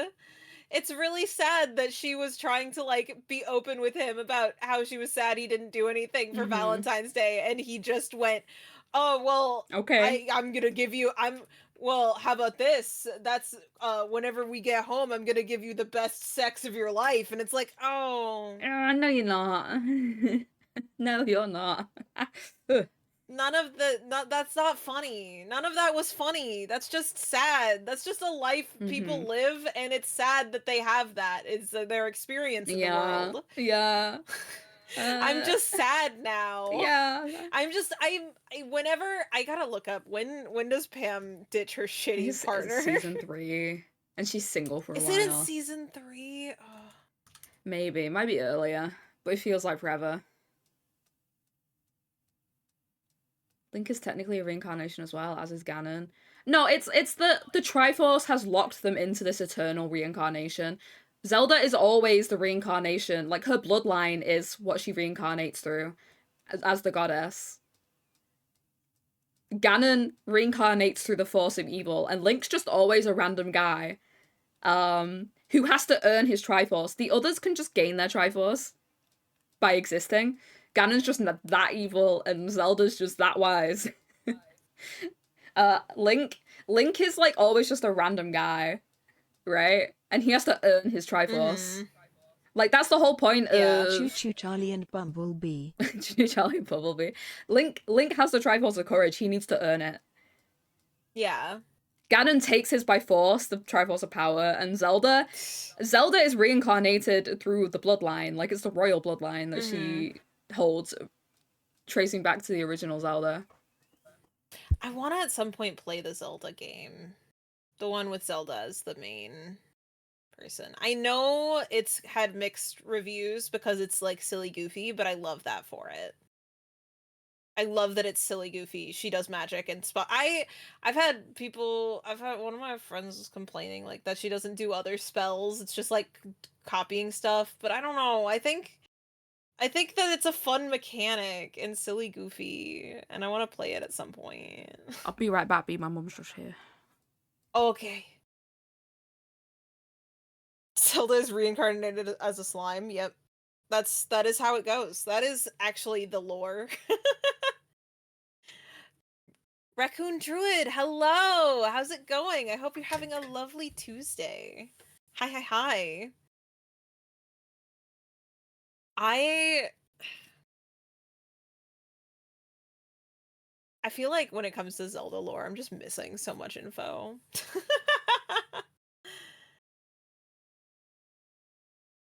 How is everyone doing? How's your day going? I don't think we've asked that. I think we've been just yapping this whole time. I don't know if we've actually asked how everyone's doing. I think it's very funny that our spellcasting is basically just a debug tool. Yeah! It looks so fun! It looks like I get it. Like, I know people have been asking for a Zelda game for a long time, and I think it's been with the idea of it being a serious Zelda game. Like, when I'm saying Zelda as in, like, it is a game about Zelda. But, it looks so fun! It looks like a great time! You're so? Well, I hope it gets to where it is so good. You're doing good so far? I'm glad, Barry. I'm so glad to hear that. I'm having a pretty good day today, too. It's a pretty neat day. I mean, it's a good day to have Charlie around. We haven't talked too much since Charlie's been sick. Because Charlie's been sick. That's like that's it. We hung out. Sick as fuck. You've been sick as fuck. I've been chronically ill. Hi, guys. Hello. It is like a podcast. This is podcast yap session. We wanted to, since Charlie hasn't streamed in a while, we were gonna just take it easy today. Do something where there's not a lot of expectations, not a lot of things to focus on. We just have to yap, and that's it. Ease back into things. I feel like anybody that streams knows after you've had a while off, you're a bit like, oh. Like, oh my god, there's so many things to do and remember. Yeah. Has everybody forgotten I exist? Do they like me still? I'm just a bit sad today because both of my long distance partners are close together. So today they're going out to the movies and I got to deal with the fact that I can't join. Aww. Hopefully you get to join something with them soon. Yeah. Yeah. I would also be sad in that situation. Long distance is hard, no matter what. Long distance is very difficult. As someone who's long distance for a long time. Yeah. We were long distance for 6.5 years. That's a long time. And that sucked. It sucks. It really sucks to not feel like you can engage with the same things in the real world. Yeah. There's so much you can't do that you wish you could do. Yeah. As well as partners being a number one form of security and reassurance and stuff. And you can't just go and hug them. It's so sad that I can't just go and hug my wife. Yeah. I gotta sit here I really want to hug right now. And then I hug myself really sadly. No, I got a giant frog. I got a giant Build-A-Bear frog that I hug. That's good. That's good stuff. You got a jet. You got a jet. Oh. Go on. Continue. Oh. Day's going all right thus far, but I forgot to put food away overnight, so no. You do need to throw it out. No. Damn. That's so sad. I'm sorry. R.I.P. R.I.P. to the food. You just sometimes feel like you're missing stuff, and I'm an outsider looking in, but they've been supportive all, so thankful for that. Yeah, no. I can definitely relate to that. Especially just in general, I am away from all of my friends. I am in a different country from all of my friends. Yeah. And so yeah. You guys are still pretty spaced out from each other, but when they are together, I'm jealous. I want to hang out with you guys. So even a relationship was even more so. Yeah, so as long as you're communicating that with people, I think it's important. Communication is always key. I wish I wish that travel was not as difficult and expensive as it is. Yeah. I'm saving up for like a year to go visit. Yeah. So Yeah. that's like the cheapest alternatives I've had, kind of thing. There is a few places I still want to go. Which is, we talked about national parks before. I would love to visit some national parks. Absolutely. The Georgia Aquarium, because they have manta rays and whale sharks. They rescued them, and they can't be rehabilitated to the wild, and so they have to keep them. Yeah. And so it's ethical. Yeah. But they got a giant tank with like 3 manta rays and a whale shark. Wow. So I'm like, that's super cool. I gotta go to Universal Studios to the How to Train Dragon place. Obviously. Yeah. Okay. I have been getting videos of the How to Train Your Dragon park, and my thought seeing them has always just been like, oh yeah, Charlie would like this. I'm looking at this with Charlie envy. would love this. Oh yeah. They've got like, okay guys, right, they've got a dragon. That's a TV show only dragon. They have the Snow Wraith there as an animatronic, which gives me hope that they will have a Skrill at some point. Hell yeah. The Skrill is a mischaracterized villain. He's not a villain. He's just been locked up in ice for too long. He's been deep freezed for 1,000 years, thawed out, and then froze again a week later for 1,000 years. I too would be angry. Yeah. That seems like reason to be pissed. Yeah. Personally. He's not a bad guy. He's just really hungry. Sorry, go on. He's big hungry. I don't have anything. Okay. I feel like I get like I talk about How to Train Your Dragon and my brain goes like it just gets so like wound up. It does sound like it goes like that, but it's never bothered me. Okay, so I'm so glad. I'm so glad we get each other.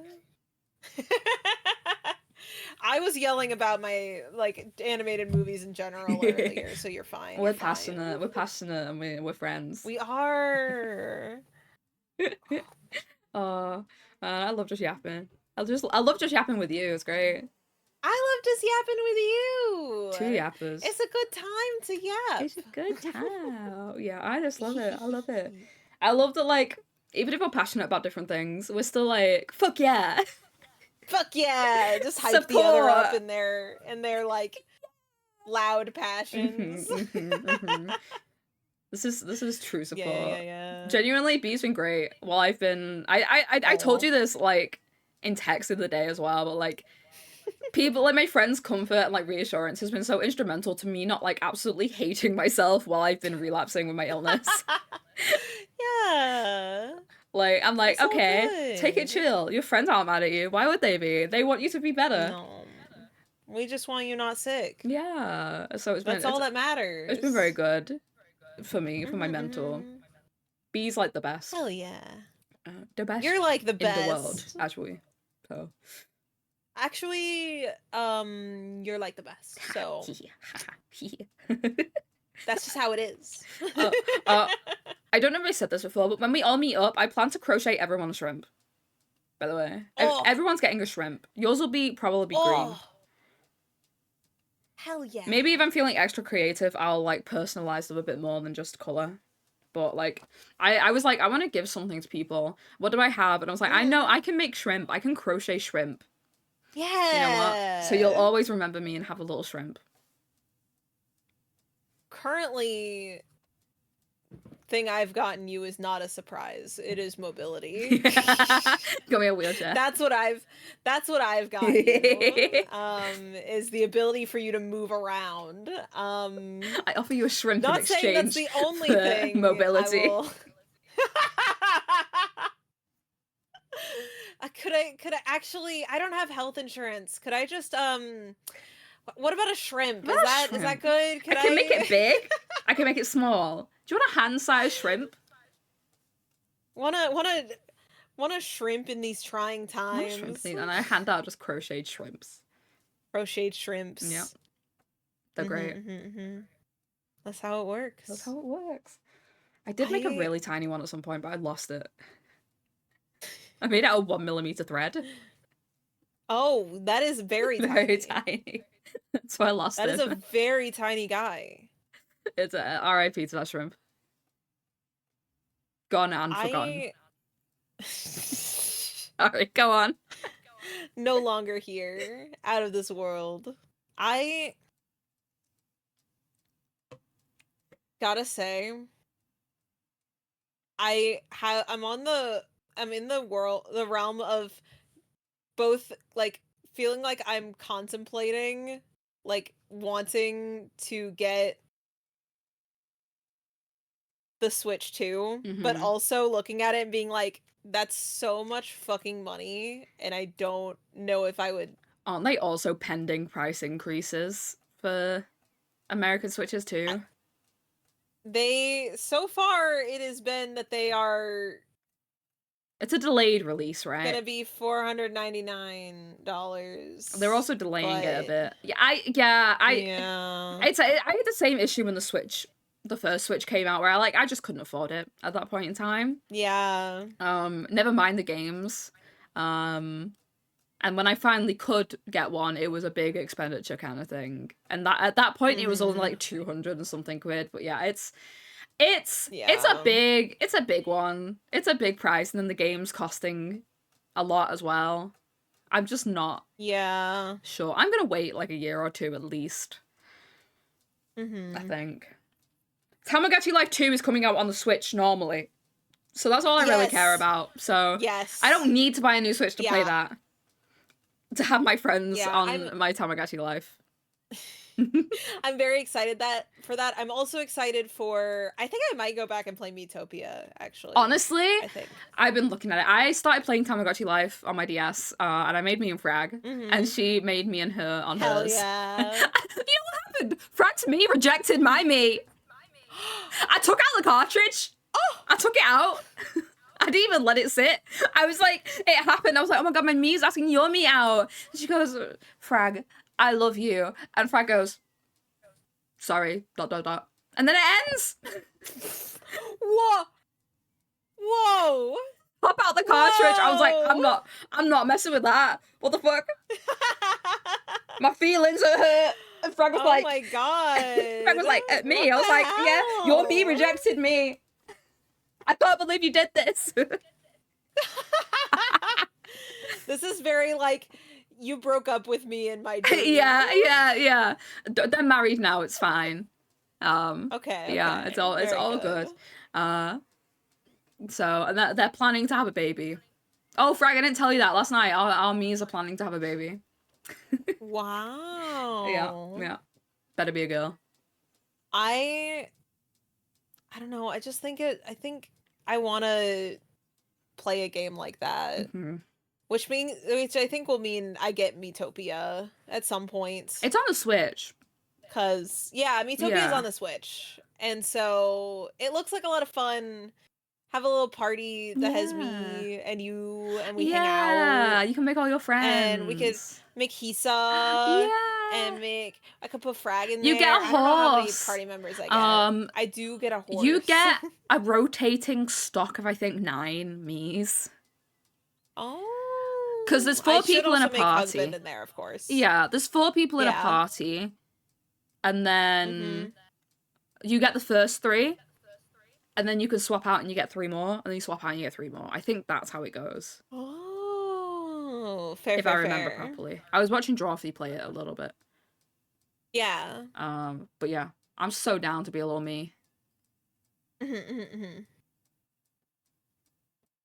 Definitely looks like a good time. I need a game to like allow myself to play on stream. Because I've been only doing art streams for quite a while. Yeah, I think the only time you've really played games is with me. Yeah, I think that's true. It's been with you or with Hugbin. Yeah, and that's been the only time I've played games on stream for a while. I tried to play. Was that skating game, right? Was it skating? Oh, it was like Subway Surfers. It is like it's skateboard game. It's fun. It's a fun game. It's very head empty to and like, and I've had a great time with it. But yeah, it is just very head empty, and so I just kind of end up staring. Yeah, that's the And issue. not like it's hard to talk with that one. There's like games that are good for stream and games that you enjoy but are really bad for stream because you will just sit there silently. It's also, I think it's so funny because that game's by VTubon. It is a bunch of VTubers in the game. They now, whenever they post shorts, they put it up there. Like they put it up there, like they put Subway Surfers, like they do the Subway Surfers alongside the podcast thing, but it's not Subway Surfers, it's their own game. That's it's their smart. own Subway Surfers like game. It's so funny. That's good actually. I love it so much. Good shit. That's really smart.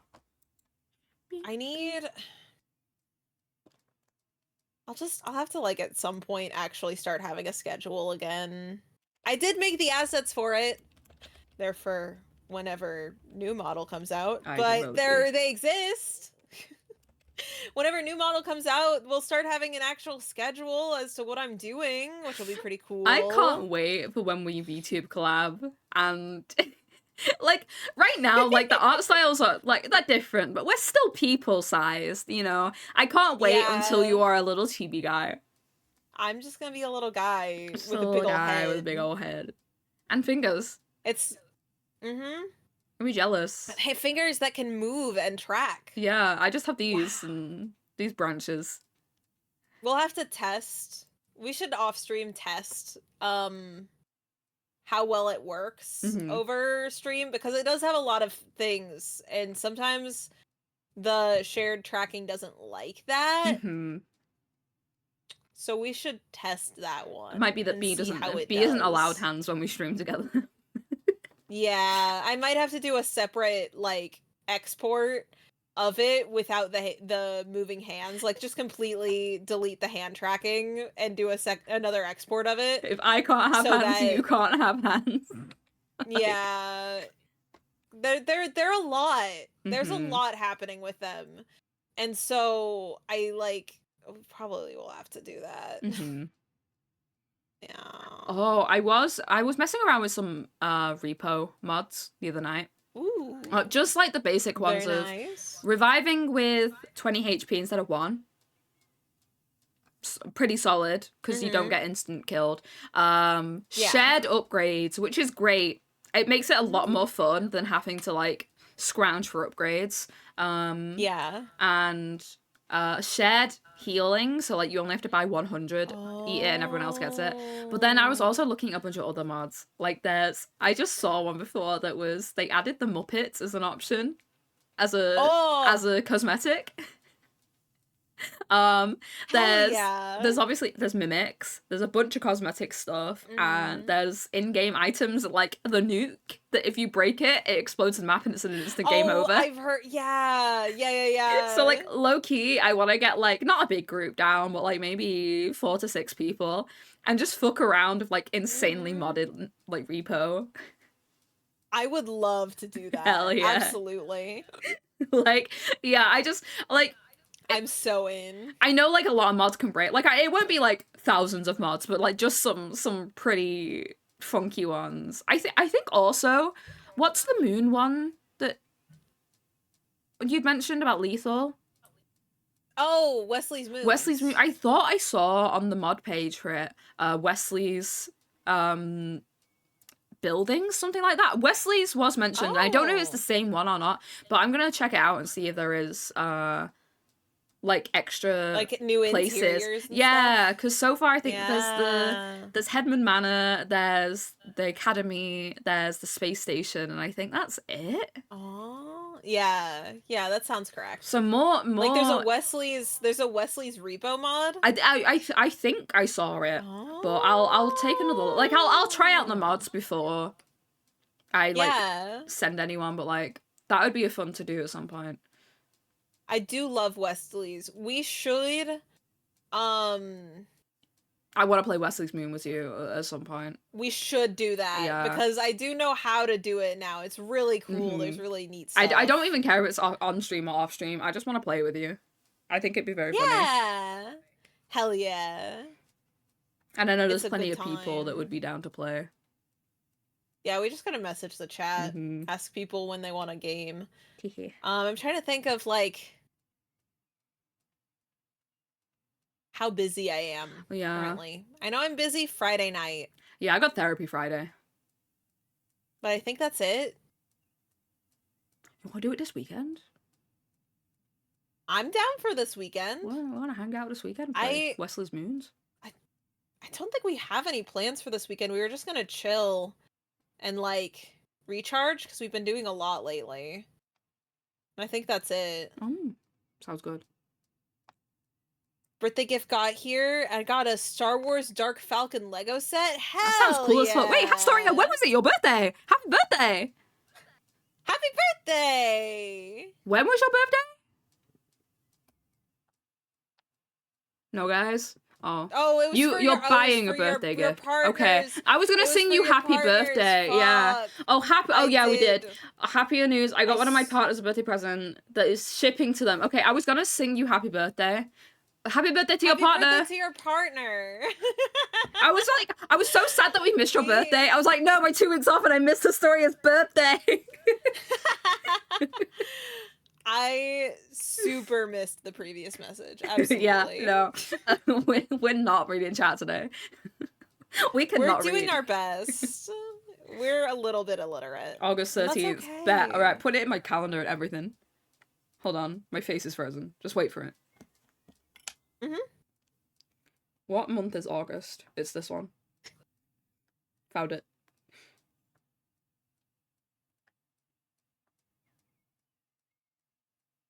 I'm gonna repeat August 13th. it every year.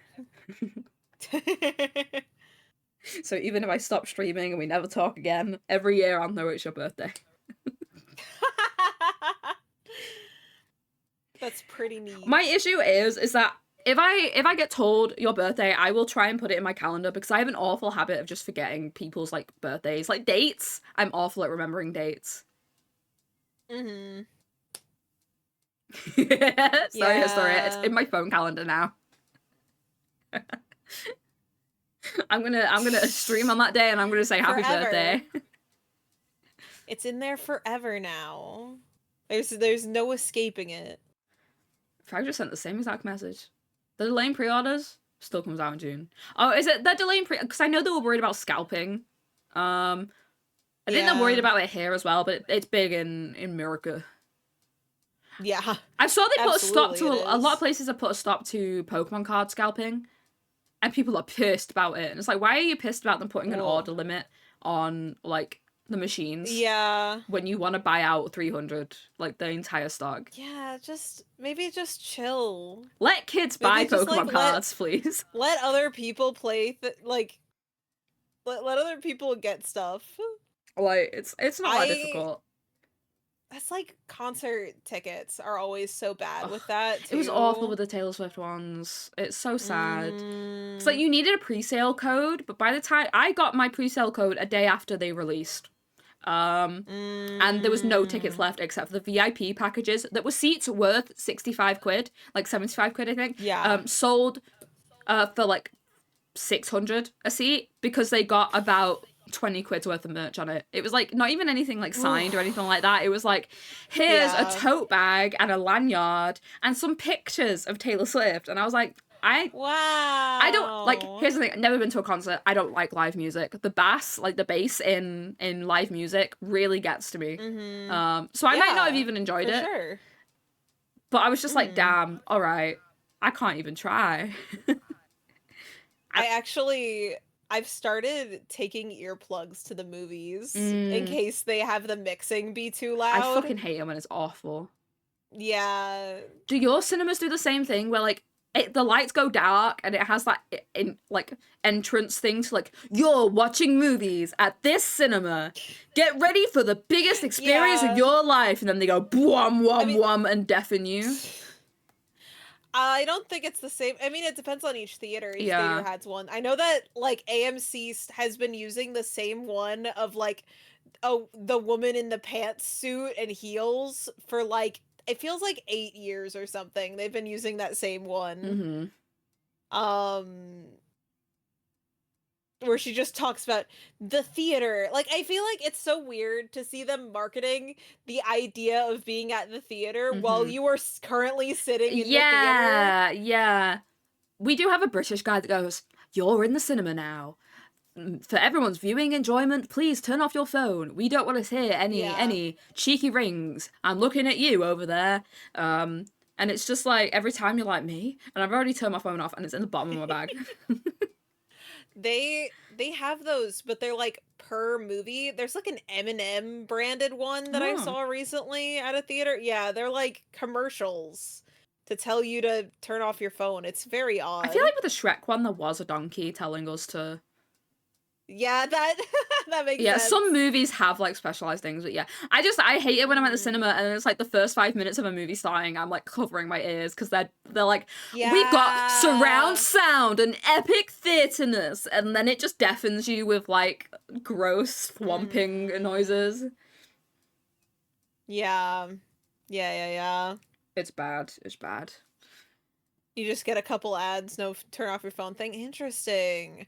We get so many ads. There's so many at the beginning, and all of them look bad. We've got a lot of ads, it's incredible watching all of these trailers and just being like, wow, I don't want to see any of these. I hate going to watch just a normal movie and getting a horror movie ad. Yeah. And I'm like, please stop. Just because I'm watching it after a certain time doesn't mean you need to, like, put horror in my face. Please stop. I'm closing my eyes and crying. I love horror. I just don't watch horror movies because it's so frequently body horror. Yeah. And it's like gross stuff, and I'm like, that's not... Yeah, I prefer, like, the plot, like, reading the plot and stuff. Because I think a lot of horror does have good plot. And a lot of it has very bad plot. But, like, the good stuff, when it's good, it's good. There's two varieties of horror media I like to intake. One, psychological, it's, like, genuinely really interesting story. Two, it's garbage. I love creature terrible. features. I love creature features. That's fair. I haven't seen too many of those. They just don't make them as good as they used to. That's fair. I don't like when the horror is just real life. You know when it's like a woman gets stalked and killed and you're like, okay. Yeah. I want to like have some like suspension of disbelief, like some disconnect from this. I don't want to go home in fear. I want to be scared that Bonnie the rabbit is under my bed, not that a man is under my bed, kind of thing. That's how I feel about horror. I will say, I don't think it would be something good for you to watch because it has content in it that that wouldn't be good for you. But I loved the game Mouthwashing. I saw a few clips from it, and it does. It's so good. Yeah, it has stuff that it's not directly. It just ideation.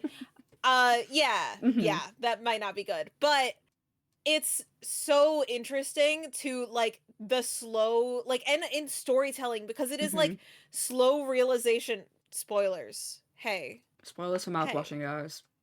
Spoilers for Mouthwashing. If you are interested in playing or watching someone play that game, it's a very good game. I would highly recommend it. I'm about to spoil shit. So, I'm sorry. This is your warning. Your warning is over now. So, the game is like, it's like the slow realization that you are playing as the bad guy. You are playing as the reason that everything has gone terrible. I do appreciate those. Oh, it's horrifying, but it's like fully psychological horror. It's not very often that it's like, it's not monster. Oh, there's a big thing. It's like, I just, it's the kind of thing that was spooky about like, and why I like Silence of the Lambs so much. It falls into that same realm. No, for me, I saw a lot of media analysts like analyzing stuff for Mouthwashing, and I did appreciate that. Yeah. Like that's the sort of like realism horror that I like.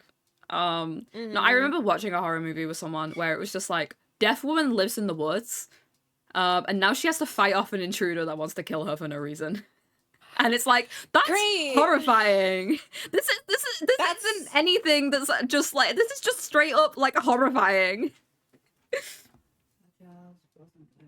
My only issue with mouthwashing is when people try to excuse Curly for his inaction too. Yeah, I don't like I think that's part of the horrifying thing about it, is that someone who was in control and like wasn't doing anything is now stuck being the person who is only able to watch it happen. I saw a lot of isn't stuff, able to do anything. Yeah, about like how he's disabled now. Like Curly is a disabled man by the end of it. He has no limbs, and he has been put in the exact same position is it Anya? Yeah. Was in, essentially not being able to do anything against like anything against it, like it's all against his own will kind of thing, and it's very interesting. Yeah.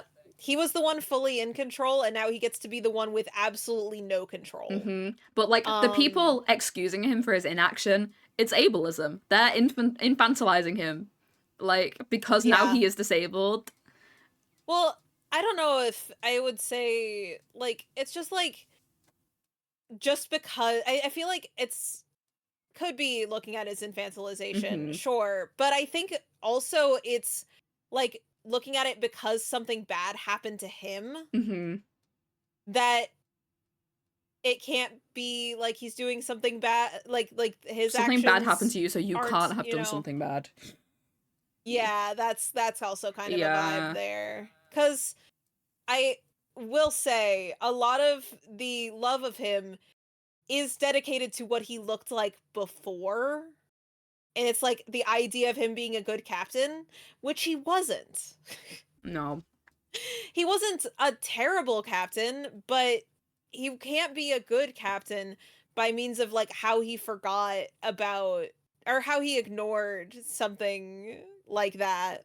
And Jimmy had been a bad person and had been continued to be allowed to do bad stuff because of Curly. Boys Club kind of vibe. The Phantom Can Be You, yeah. I've noticed that with a lot of new stuff. That, like, there's just a part of the fandom that's just media analysts, like, media literacy has just gone downhill. And so, like, people are very much black or white with a lot of their thinking on characters, which leads to a lot of terrible takes. Have you seen the people that are, like, hating on Caitlyn hardcore? Like, Arcane, yeah. Where, like, what, she didn't make good choices, but, like, they excused Jinx for all the bad things she did. But then people have been, like, straight up calling Caitlyn an abuser because she threw a toy boat at, like, Vi at some point. Yeah. And it was like, and it's like, she did bad things. What, like, where is your, like, great, like, where's your line when you praise Jinx but then hate on Caitlyn? Jinx crashed out and killed people. I think, you know what, if someone killed my mum, I would also go crazy. Jinx crashed out, killed her adoptive dad, and then killed a bunch of people. Like, and then, even despite that, Caitlyn still, like, managed to cool down and let Jinx go. Like, to be right, if someone blew up my mum, I too would do everything in my power to fucking kill them. And also, they're saying she gassed out all the people of the Undercity, like, she gassed them all out. When it explicitly says in the show, she's going after the Chem Barons, like, she's going after the people who are perpetuating the abuse and stuff in the Undercity and all that. It was wild. I think, yeah, more so than anything that Caitlyn does to Vi, Caitlyn's shittiest stuff is how she purposefully gassed people in the Undercity. That shit's crazy. That shit's crazy, but even then, what she was doing was actively to go after the people who were making the devastating drug, like, that's causing all this damage. She was going after the Chem Baron. There's a scene where they're actively pointing out all these people that they're going after, and it's the people in charge that basically are taking over after, Silco died. And part of that is to go after Jinx because she believes she's part of this. And then she sees Jinx for the first time. She's like, oh. I mean, like, what's his fuck? The nasty little Kembaran. He fully states, like, they will stop going after us if we just hand over Jinx. Mm-hmm. And the only reason they didn't was Savika was like, we don't just turn over people. I don't necessarily think they would have stopped at Jinx. I don't know. That's certainly what they believe. Yeah. Is that they would stop if they just turned over Jinx. Jinx is the ones who was on all the wanted posters. Yeah. They didn't put the Ken Barons on wanted posters. Didn't they believe that she killed Silco and basically took up his mantle? Is like, along with like Caitlyn's personal vendetta. Like, they're assuming she's also taken up this post that Silco had, and she's just living her best life with bugs. I guess, but they weren't after Silco before that either, so... No. Silco didn't explode the council building. They're after Jinx for having destroyed the council building. Committing war crimes. The dictatorship was done very, very quickly. It didn't really seem like we got to see the on-screen, like, because she fell into it with... She was manipulated by Ambessa, right? Into it. Yeah, she was definitely being manipulated by, like, someone who was serving as a mentor. Oh! Hisa Raid! Hi, Hisha! Hello! Hi. The notification's covering your face again. You're being Mike Wazowski'd once more. Oh, I'm being Mike Wazowski'd. Ah, shit. We're talking about Arcane spoilers, guys. We are talking about Arcane. We could switch to talking about something else, though. What were you guys doing? How was stream? What were you playing? Let me do this. Right, I'm also eating fries, by the way. Tear down! Oh, that's that game where you basically break things. It's like tiny little blocks and you break it. That is what teardown means. I don't know anything about the game. Heists are hard. But that makes sense. I haven't heard that they're easy. Do you think we could commit a heist? Oh wait, I've seen people play this game. Never mind. Me and you complete a heist? No. No, me either. I don't think either of us have any of the skills that could be useful in that. I have that type of autism, which means even though I've done nothing wrong, I automatically think I'm guilty. So if I actually did something illegal, I feel like it would be even worse. Yeah, that's fair. Everyone loves your model. I'm so glad. As they should. I am very proud of it. I'm very glad you like it and other people like it. B is an amazing artist. Oh, thank you. I know you can't actually eat them, but do you want a fry, B? I would love a fry, thank you. They're really good. Oh, it's it's a good fry. Yeah, I like that. That's nice. Please don't fry my model. It's crispy now. I think I was going through the roles, and it looks like they've added a role for your artists right, on Twitch. Like, it's a role you can give your artists, and then it like goes by their name to show that they are one of the artists. Let me see. I don't know. I didn't look at it. Type in my chat real quick, because I think I might have given it to you, but oh, let me see. I gotta grab your chat in particular, because currently I just have my chat. Where is your stream? It doesn't exist.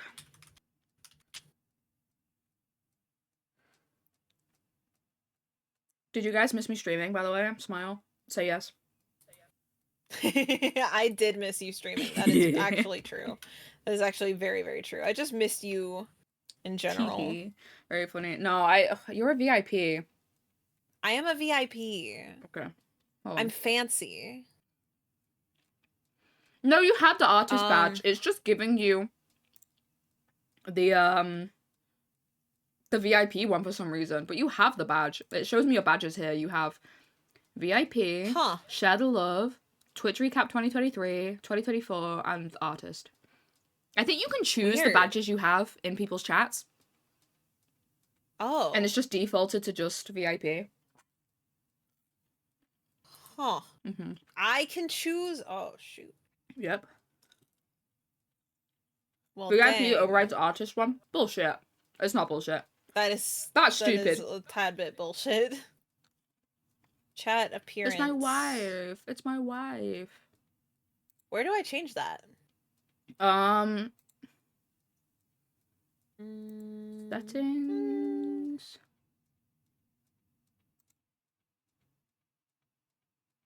She's my wife. I love my wife. Remove. I'm gonna un-VIP you real quick. Okay. That's fine. How do I do? I'm just slash VIP to un-VIP you? Do I VIP you to un-VIP? How do I un-VIP? VIP Vipent. Un. Oh, I just say unvip. Okay. Try again. Ah. Oh, no, apparently you just don't get any badges. Okay. Just got none. Let me go over to you. Disallowed. How? We're just yapping, by the way, Can I- guys. Welcome, streamers. Sorry, I didn't say hello.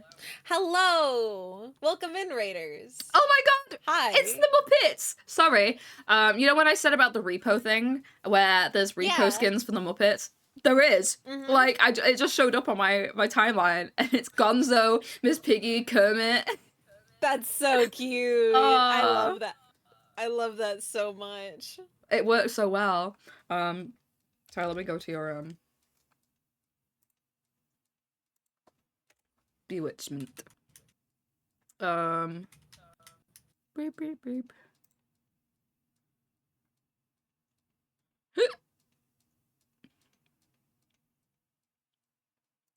Chat settings. Chat appearance? No. Oh wait, it should just be like right to the left of like the message box where it's, for me it's a little mod icon, but there's like a bunch of different icons. Oh. And you can just add it. Oh. Yeah. There's not an artist one. That's odd. Let me un-VIP here. you again. Well, I don't think that would be VIP. There is a VIP thing that Okay. I can change, but I don't think it would be that. It's just homophobic. It is a tab. No, I'll show you how it shows up on mine. With a little blue and white thing. How bizarre. B is my artist. Not for this model. For the other one. Not for this one. For the other two. For some things though. For multiple things. It's all good. It seems a little not Bit janky. figured out. Bit janky. They're a bit janky, Twitch. It's alright.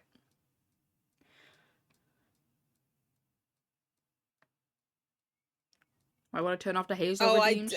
Hazel redeems would make sense. She's not here. That is in fact true. I only turned off TTS, but I didn't turn off everything else related to her. She's still doing it, she's just not here. She's in a hole in the ground. She's taking a nap. With a blanket of moss and some damp soil. As is the way. Mm-hmm. That's just how it is. She's in a volcano. She's not in a volcano. She's in the dirt. Very solid forest mushroom. Mm-hmm. She's a big fan of the mud. Mm-hmm. Mm-hmm. Dampness. Yes. Most notably swampness. Oh, weird. That is listed in badges there for you. I don't know. Mm-hmm. Isn't it weird? Huh. Yeah, I don't have an option for showing that, like, actually in the chat at all. It doesn't even list in, like, possible badges. That's really weird. Hold on. Mm-hmm. I don't remember if someone made me an artist in their channel. Hisa did... I drew Sleeping Baby, which is Hisa's TTS thing. I don't know if Hisa made me an artist from that. I don't remember. I don't know. I do have like a bad track record of Twitch stuff just not working for me. Like, I just can't see the stories still. You know what's really weird? Discord rolled out voice changing thing for when you're in call. Yeah. But not for everyone. Frag got it months ago. I still haven't got it. Huh. I know they did that with like the changing how Discord looks. I've had it for a long time. Frag got it before Discord changed. And I hate the looks. it. Weird. Yeah, really weird. She's getting everything before. Huh. Anyway, she turns it on and it freaks me out. That is fair. Except the one that's like, I'm in a cave. It's the I'm in a cave echo.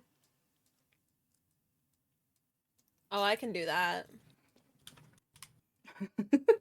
I can do echo. I think that's like all that I can do. But I don't... It's been a bit since I've done it, so I don't remember how to. I'm in a cave. I'm in a cave. I'm in a cave.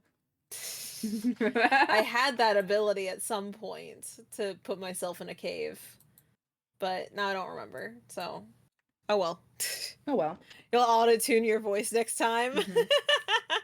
It's freaky. There was one that, like, you said something like, it made you, like, sound extremely, like, girly. Like, it turned you high-pitched, and I was like, who is talking?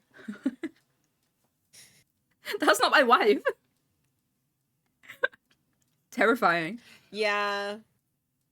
Yeah, that's fair. Just get, like, cute anime girl in chat. When all you've really got to go off is a person's voice. It's daunting when it changes. Yeah. No, that's fair. That makes sense. Charlie? Yeah? How long are you thinking for stream today? You know, I was getting tired. I don't mind yapping for a little bit longer, but probably not. I was just curious because we had talked about playing web fishing, and I wanted to talk about like where we were in energy wise, and I'm down for calling it whenever. Yeah, or continuing on. I don't care. See, my issue is that I do want to keep going, but I think I would push myself if I did that. I don't want you to push yourself. Yeah, that's the issue of like I'm acknowledging that it's a lot for me. And I want to keep going. Maybe I shouldn't. Yeah. You know, there's a fine line. Would you love you stole things? Did you steal from me?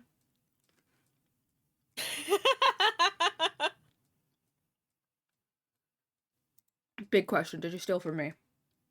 Who did you steal from? No, it's not from you. Okay, and yeah. Did you steal from a big corporation?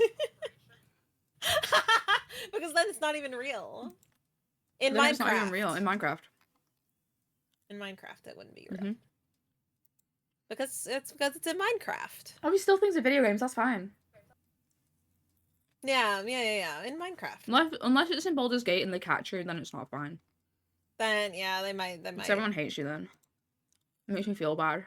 Well, you'd still love Hisa. Yeah, I still love you. If they got caught stealing in Minecraft.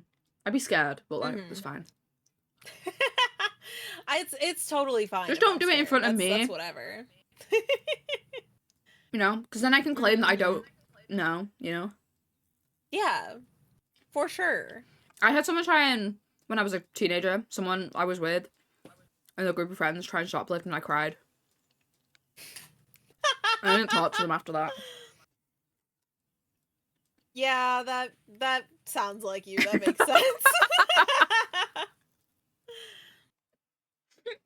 I'm just a bit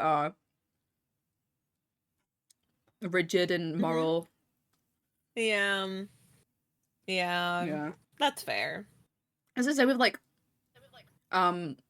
recreational chemicals, drugs. I'm like, if you do them, Fine, just don't do them near me, and we're all good.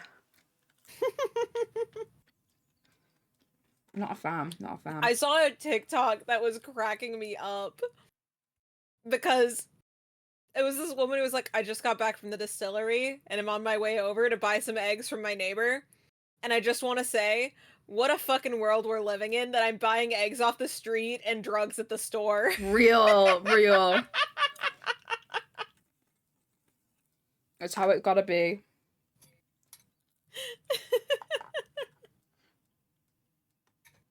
My mum bought like a 24 pack of eggs, and it was like mixed sizes. They're all fucking tiny. It's like you need 2 eggs to have an egg worth of egg. I get what you mean. That phrasing is funny. I've been known to be funny, actually.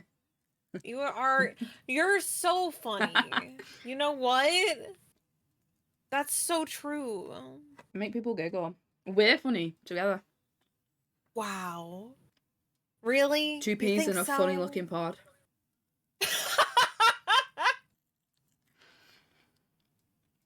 I think sometimes my accent makes things funnier as well. Yeah, no, for sure. I think that absolutely does something. At least for me and my sense of humor. Even for me, and I hear myself every day.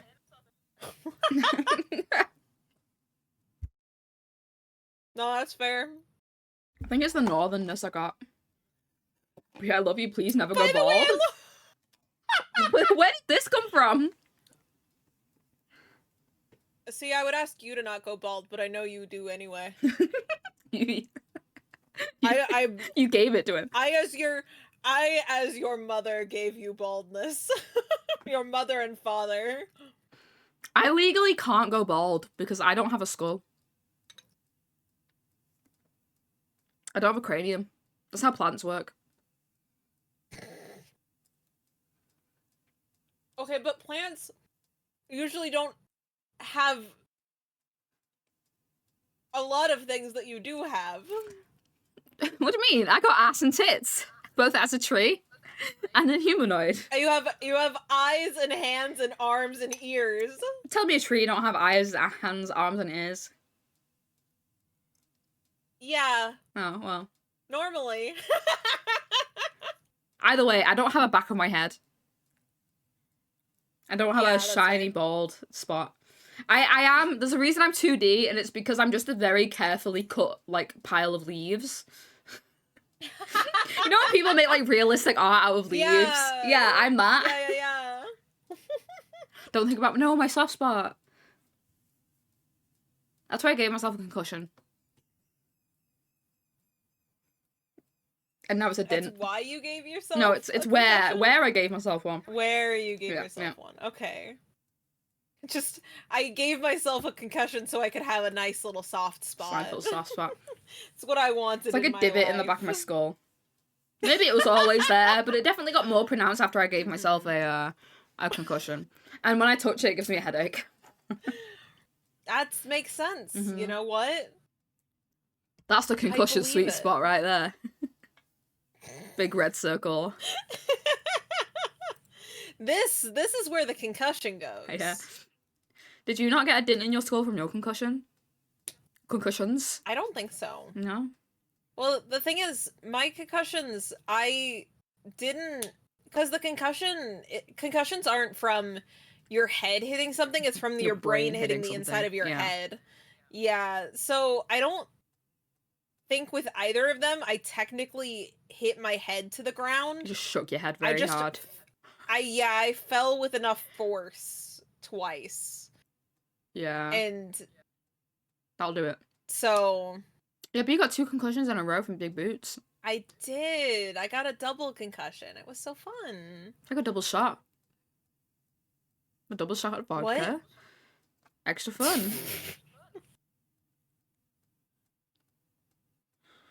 That's a little brain damage never hurt anyone. That is a lie. No, it's a lie. That's not true. Yeah. It's simply not fact. I say this knowing people with severe brain damage. Love you. Yeah, that's fair. I gave myself minor, but I was diagnosed with a minor concussion I also cracked my head open once. You've known about this. Mine was a minor double concussion, and it was fine. It was years ago. If they put minor in front of it, it's not that big of a deal. Like a minor heart attack. Well, I never went to the doctor for it. Oh, understandable. I went to my like school nurse, and they went, "Oh, that sounds like a concussion. If you get worse symptoms, probably go to the doctor." And I was like, "Okay." They went, "Here's the slip so you can get out of classes." And I was like, "Okay." That's wild. And that's all I know. What is it with medical professionals going, well, if it gets worse, so we think it's this. If it gets worse. We think it's this, but we're not gonna worry unless it's worse. So probably just chill. When I had the stomach ulcer, and she was like, it's probably not a stomach ulcer unless you vomit blood. But here's the medicine for a stomach ulcer anyway, and then it went when I took the medicine. I was like, why is that your point of reference for a stomach ulcer is like the worst? Vomit blood and we'll give you an endoscopy or whatever the fuck it is. Yeah. Doctors are wild. They are. They're very strange. Bizarre behavior. I'm like thinking about the Muppets now. We watched the Muppets Treasure Island the other day. Very funny. And there's... Oh, yeah. He said, you have the screenshot of Kermit with his eyes going crazy. There's a scene where Miss Piggy is dangling by her foot, and it's like her entire body, and you're like, God damn, Miss Piggy. Who gave you ass? Miss Piggy. She just deserves it. It also just, like, made me realize how much the Muppets need to just work on more, like, classical books. Oh, yeah. That is fair. It's the image when I look, because it's such an old film, they just don't have the image. It's like, you want an image? Well, here's the blurriest picture ever. Here you go, I'll send it to you. I've sent you so many things today.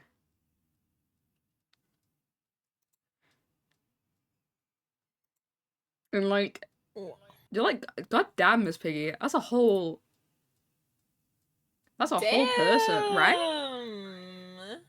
Damn, Miss Piggy. I love Miss Piggy so much. She's great. Oh, care bundle. Care bundle. That is something I will do. Gosh. Man, a little soup brained. It's been a while. Oh, here's the still from it. Hold on. Of Kermit. So Miss Piggy drops first, and Kermit grabs her. And his little frog brain. It's just his frog strength is really pushed to its limits. That's very good. There's a Muppet somewhere of Kermit that looks like that. I love that so much. Yeah, it's great. This is bug eyes. Bug-eyed frog. It's great. It's great. Oh, it's so good. I wonder if it is just the same puppet and it's just like that it's warped and that they can interchange the eyes. Like maybe it's like they just like had like ping pong balls stuck on top of the normal eyes. Mm-hmm. It would be funny if it was his entire own Muppet though. It'd be pretty wild for them to make a whole other Muppet for just this expression. Yeah, I assume it'd be insane. They have like multiple Kermit Muppets, you know? So maybe they just take one and then edit it with the eyes. Yeah. God, I love Kermit. I'm so sad that when you look up like Kermit Muppets, they're all like, they're not correct. Like they're not felted or anything like that. They're all in the wrong texture. I want a proper textured Kermit. Give me him, please. Needs to go to the place. You want me to get you anything? No, I think I'm okay right now, he said, but I appreciate it. The place? Good look at the place. Is Pepsi okay? Do they have Pepsi or Coke products there? Love you. Love you. Love you. Goodbye. Goodbye. I'm like, my brain is scrambled now. Dude, me too. My brain is just so scrambled. Did you always have your glasses on? They don't come off of this model. Huh. I never made a way for them to toggle off in this model. Huh, okay, guys. They've never once been off on this model. I don't know. I just didn't see your glasses this whole time. I was just seeing right through them. That's wild. What is wrong with me? I don't know. Are you okay? I could answer that, but we all know right? we've been over it. My brain bad.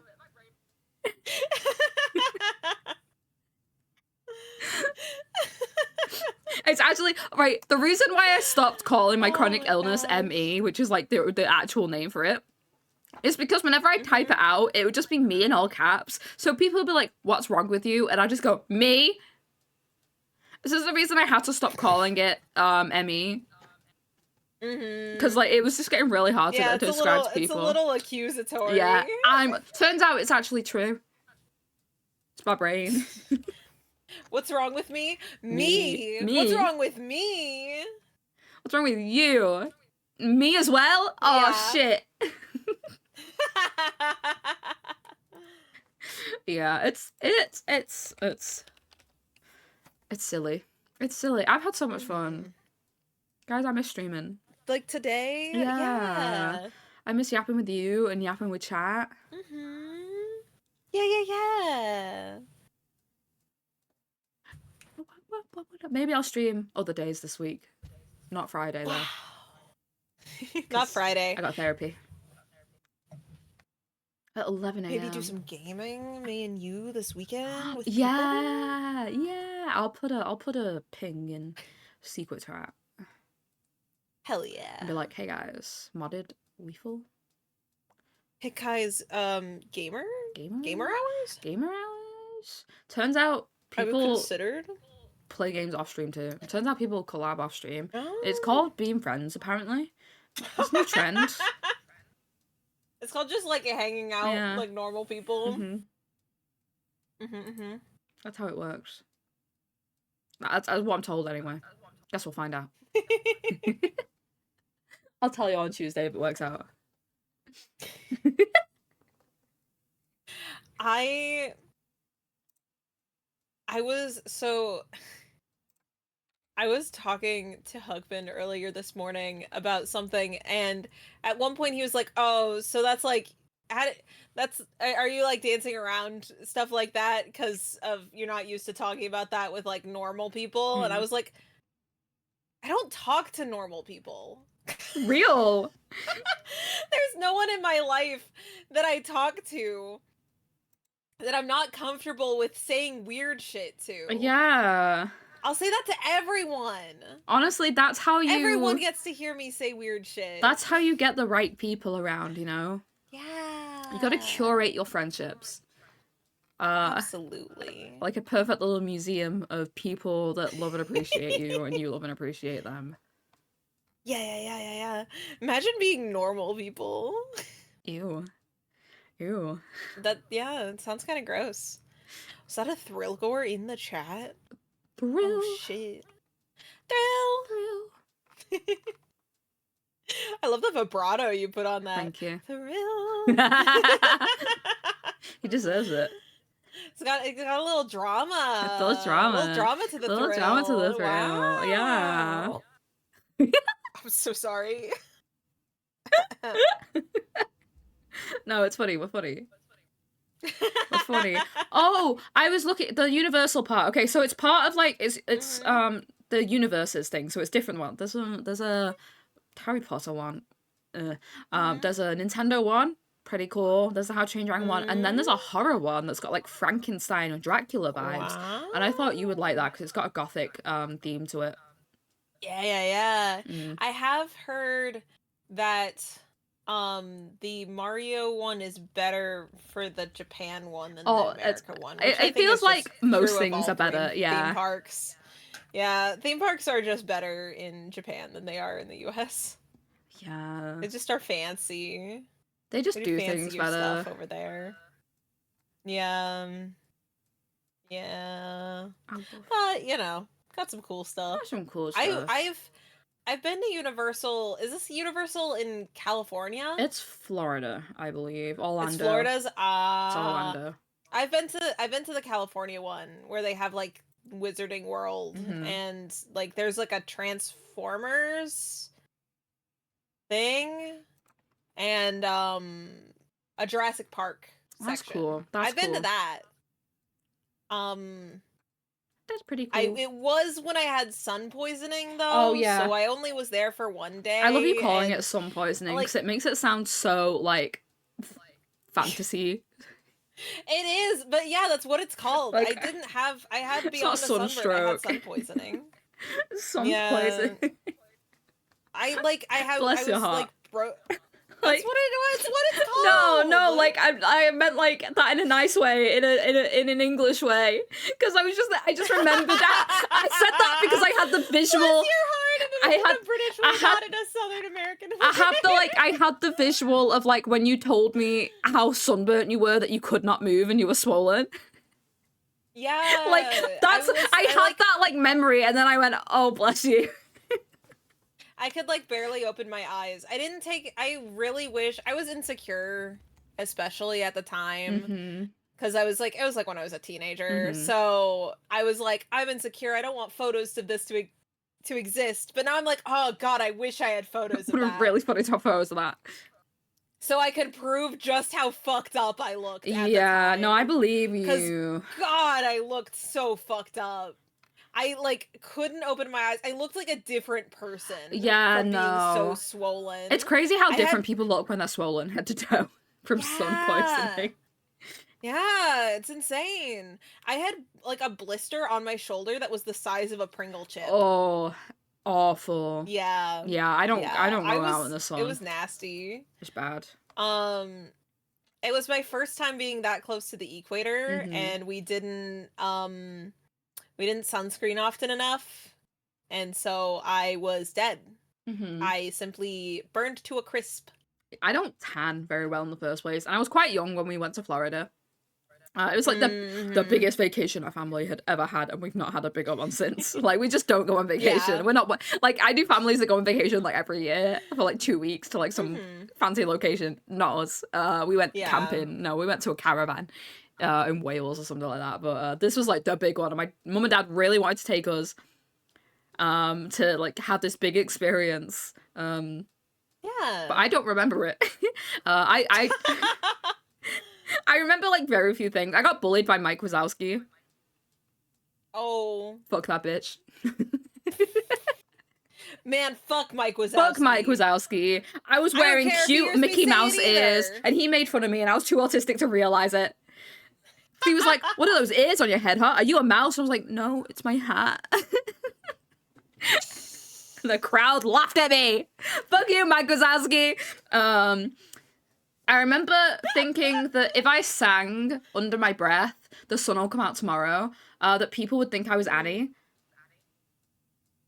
From Annie. Yes. The musical about the orphan. Yeah. I know who you're talking about. Just for people. Yeah. I know. I don't know why I wanted them to think I was, and I also didn't realize that she was American. I just didn't really think orphans existed in America. I just thought that, like, like Oliver Twist is very British. Oliver Twist and Annie, to me, as like a 6-7-year-old, was like the same vibe, you know? It's just the logic leaps that like a 6-year-old makes, okay? I just didn't think orphans existed in America. I just assumed that Annie would live in England. Oh right? Even though she's American and she sounds American. Funny. I think I've told you before about like when I first watched Grease. I straight up thought that like they look like adults. The actors in Grease are like straight up like 30-year-old men. And so when they said like, oh, it's high school, I was like, oh, that must mean that America has high school for adults who were too stupid to pass it, like in the first one. So I thought orphans didn't exist. Yeah, I thought orphans didn't exist in America, and that there was high school for adults that were too stupid. God, that's like my younger sibling a few days ago cracked me up because I messaged Charlie about this already. Yeah. Because they were like, I love Doctor Who. I wish British people were real. And we went on a whole tangent about like, yeah, no, England isn't real. Yeah. That's Australia. We went on our it's just really talented Australian actors. Yeah. That's it. Yeah. I said, I'm either a really good figment of your imagination or I'm like Australian or something. Oh my god. I'm You still reeling from the orphan bit? I'm gonna be cackling about that for so long. You know what? Like, I wasn't even singing my it loud, God, and I Charlie. wasn't even singing the whole thing. I would just sing, "The sun will come out tomorrow," and then I just repeat the that part one you bit under my knew. breath. Mhm. Another thing I remember from this trip was my mum wouldn't buy me like a baseball cap with like the front, like the visor, because I had Yeah. a bandana. But I wanted the visor to get the sun out of my eyes. And so I remember like pulling out the bandana and trying to make a little shelf with it, but it didn't work, obviously. Yeah. Do I remember anything significant, like swimming with dolphins or meeting my favorite Disney princess? No. I remember meeting Rafiki from The Lion King. Oh hell yeah. That's sick. Being bullied by Mike Wazowski.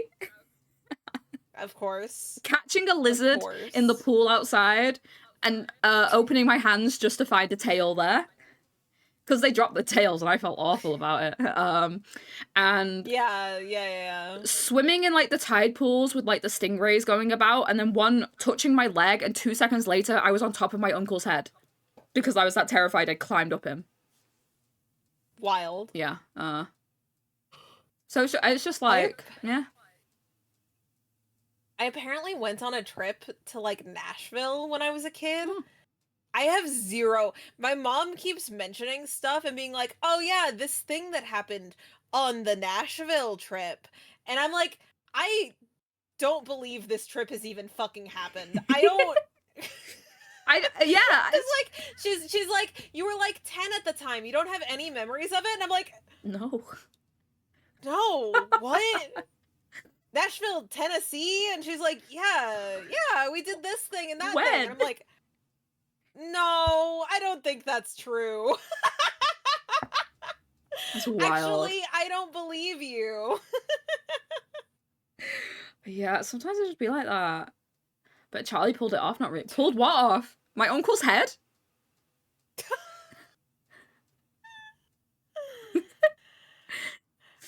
Turns out I have internet on my walk. Wow. Yeah. Well, Hisa, welcome to here. you missed like a really funny bit.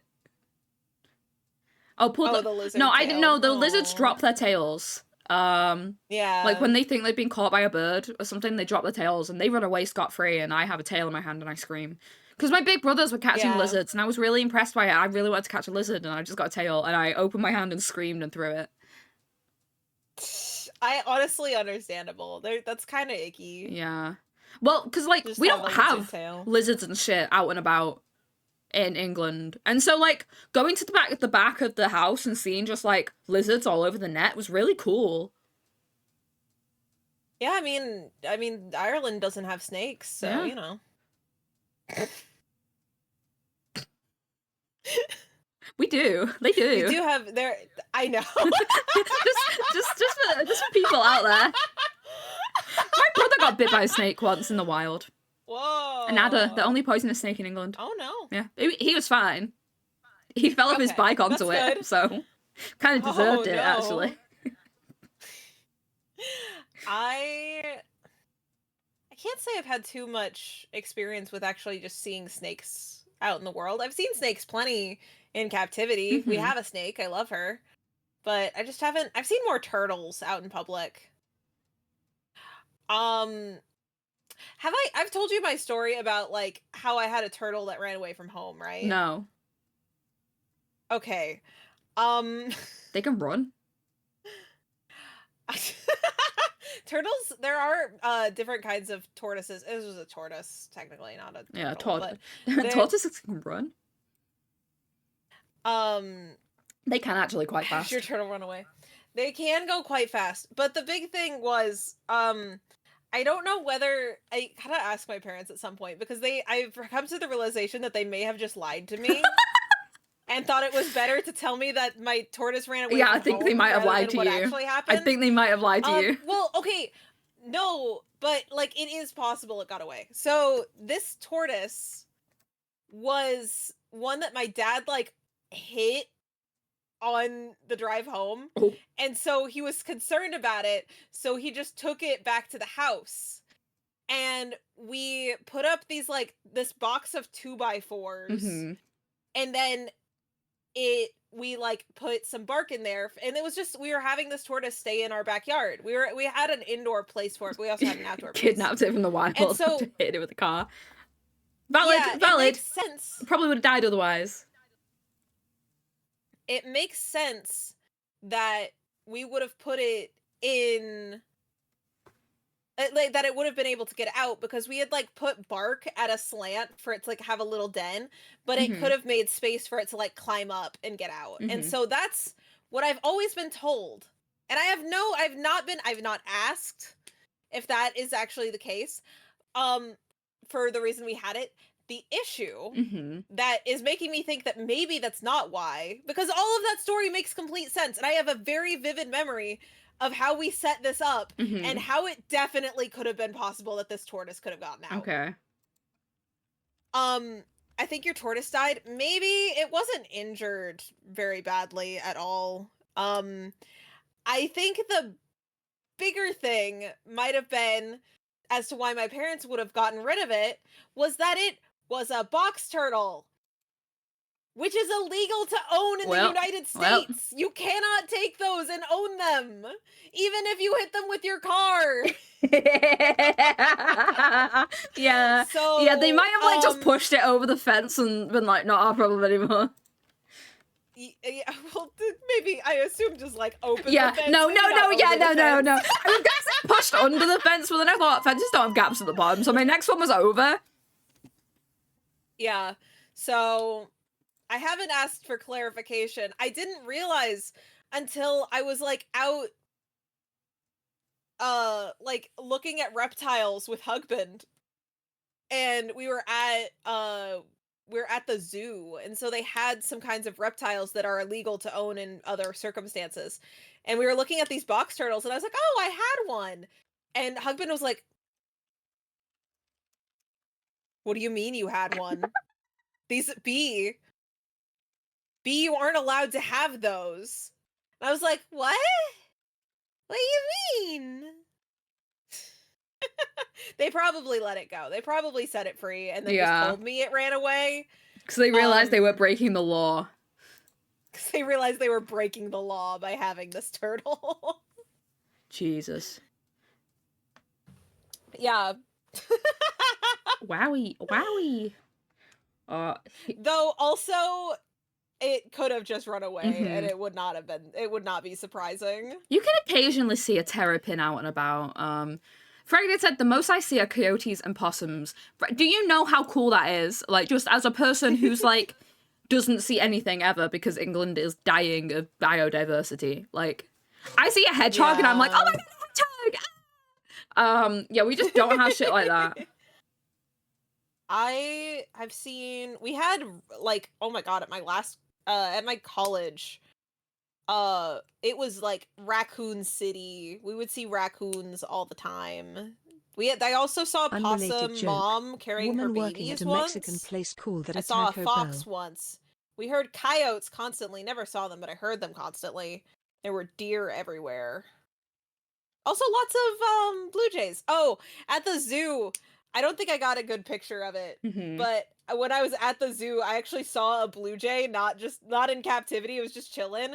And I went and tried to get a picture of it to send to you because I was like, this Charlie would like this. Yeah. And I don't know if I actually got a good picture of it.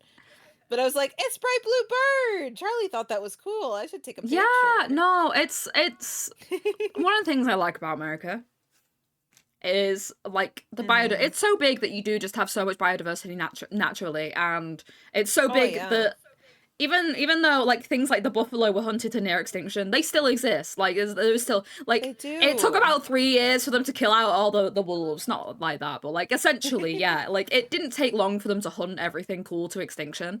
And they are releasing new animals that are gonna help out with stuff. I think they've done otters and bison. So I think there was talks about wildcats or wolves, but again, people are stupid. And they've not had to deal with it. It's like, look at Americans who deal with, like, bears on a regular, and then people still fuck up with bears.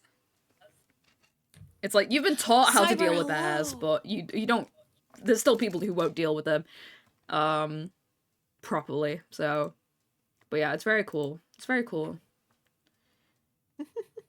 We have prairie crayfish in a field. Yeah, it's just really cool to me. Like...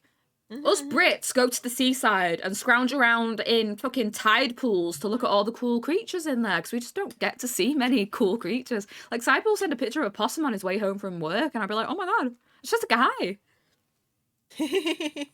Although we don't have to worry about rabies either, which is great. That is true. That's a win. That is very true. No rabies here. That there is none. Disallowed. How many cats do we have? Like, England? Probably, like, a few. Probably some cats. I've got at least 4. Yeah, possums don't frenzy virus. They don't have rabies. They don't. They cannot carry it. Yeah. It does not.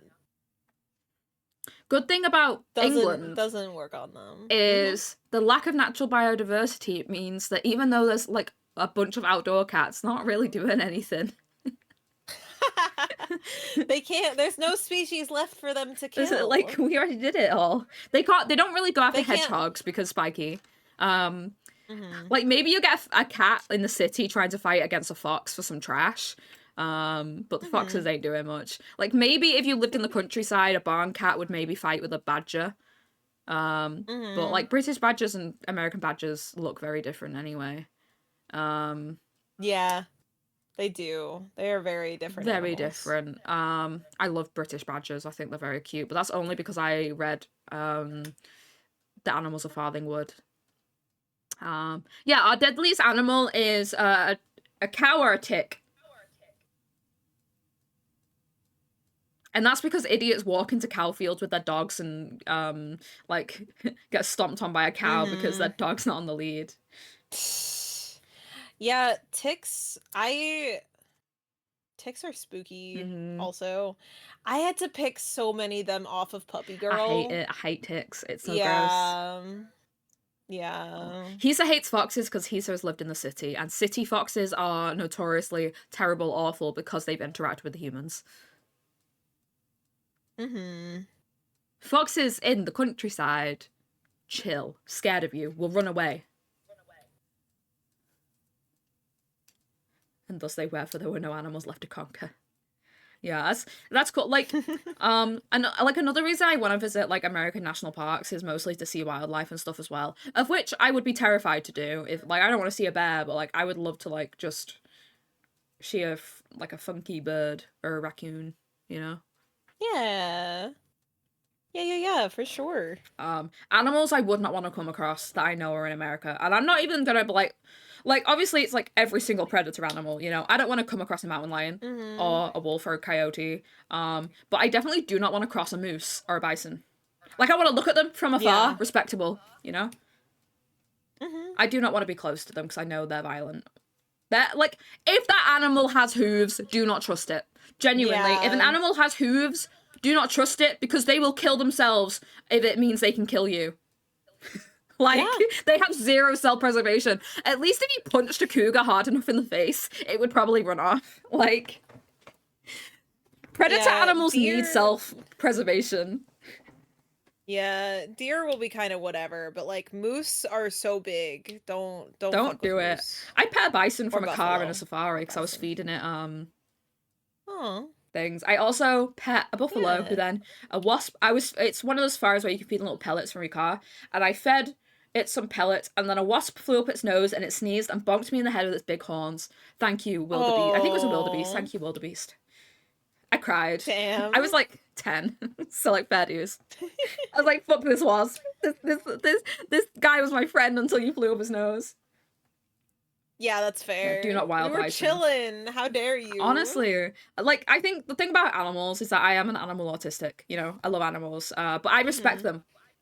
I respect them. Yeah. And I do not want to go near an As you animal should. if there's any chance of it being uncomfortable and weird. It's like when you see those like men getting out of their car to walk up to a young juvenile like male moose, like a young adolescent. Like it's about to get raunchy. This moose is like on the cusp of being the raunchiest fucker you ever met, and it has not learned to back off, and it will kill you.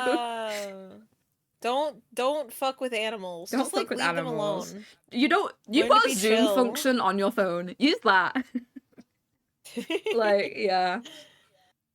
Moose cow, there's body with horse legs and big ass antler. Yeah, moose is really cool. Mooses are really cool. Mooses also will fuck you up. Oh shoot, I'm using the wrong mic thing. Whoopsie. I think I should sing this one. I think. Maybe. Yeah, I don't mess with hooved animals. It's Nintendogs music. We're walking on Nintendog.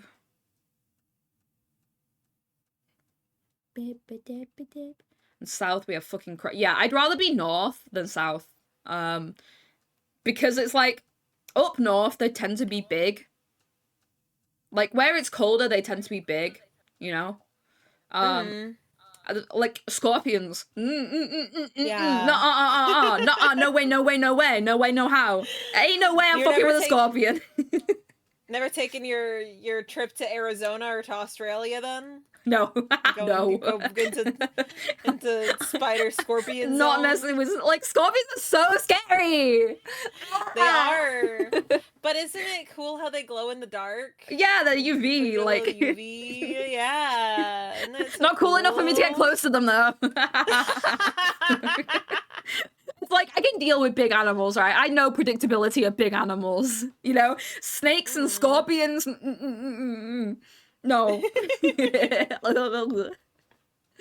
They have gills? Scorpions do? That's sick. Yeah, you know that story of like the scorpion on the frog's back and it stings the frog and like Lamau now we both shall drown. The scorpion won't drown, actually, it can hold its breath for ages. I don't know that story. Oh no, it's like okay, so Scorpion is on one side of the river and this frog's swimming back and forth and the Scorpion's like, hey, I need to get across. Can I use your back? And the Scorpion's like, and the frog's like, well, you could sting me and then I'll be dead and then you'll drown. So you better not sting me and drown, like kill me, because then you'll drown. And like the whole moral of the story is like, don't like cut your losses. Like, like, be honest, be truthful, get through it. Don't sting your frog and drown, but like, it's a very don't bite the hand that feeds you. yeah, sort of thing. but actually the scorpion, the scorpion, like in this meme version, the scorpion stings a frog and the frog goes, Lamau, now we both shall drown. And turns out scorpions don't actually drown, so. Yeah. Turns out, would have just been chillin'. Would have just been chilling. So like the moral of the No big story deal. is kill guys to get higher up, I guess. To cross the river. Kill men to cross the river. I mean, I guess. Yeah. That's the Oregon Trail, right? Like the game? The game? Yeah. You gotta cross a river at some Yeah. point, and I think you can rob people. You do have to cross a river at one point in Oregon Trail. And it's like, I oh, do your grandma fell off the raft. Now your grandma's dead.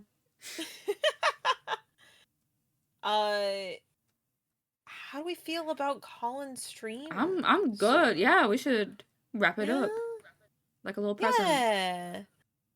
I just realized we'd been talking about how you were tired, and it's been an hour since then. I just like yapping with So- you is the issue.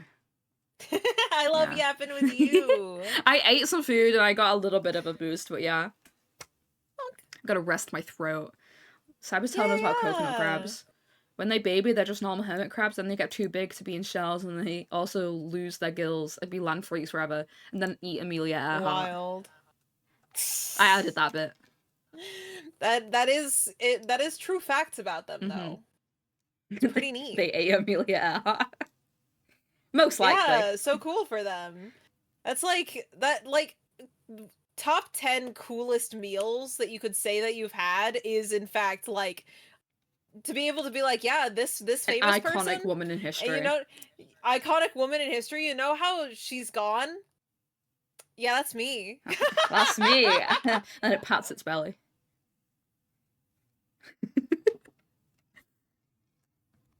And a fork and knife on Amelia. They tucked a little napkin in. Dusted it off afterwards. Okay. We're wrapping up. We're wrapping up. We're wrapping up. We're doing it. Yeah. Thank you all for hanging out. It's the return of Star Witchman. The return of Star Witchman. Thank you for being here. Thank you for coming back and hanging out. I advocate for cannibalism if it's funny. If it's funny, if it's a joke. If it's a funny haha, then yes. There was that time that we kept bringing up raid? cannibalism like 3 times in a row. We did do Yeah. that. I don't remember why, but that was Which something cannibalism? we did. Like the whole like, ooh, climb in my oven. Yeah. Yeah. Alright. We should raid? You wanna raid? I think I'm down to raid. Yeah? You got someone in mind? Yeah. Someone stole my nephew's Charizard card that I got him for Christmas. This is fucked up. What the fuck? This is That fucked is up. fucked up. I'm about to break into this kid's house and steal it back.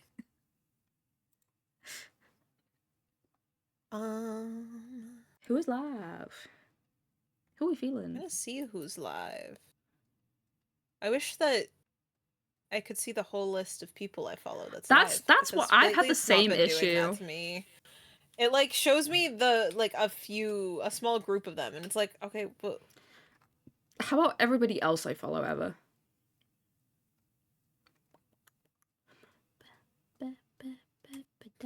let's see. I'm gonna do raid button, then go down the list. Mhm. See which ones I'm following. If there's anyone that I follow that's live right now. I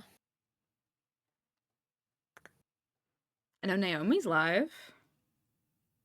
Naomi is Mhm. live. There's also Bellos Jams, who's someone I've been like following the stuff of. He's got like a puppet character. It's pretty neat. Ooh. I'm gonna go say hi to a puppet. Yeah, he just went live, so Perfect timing. perfect timing. Give me a name.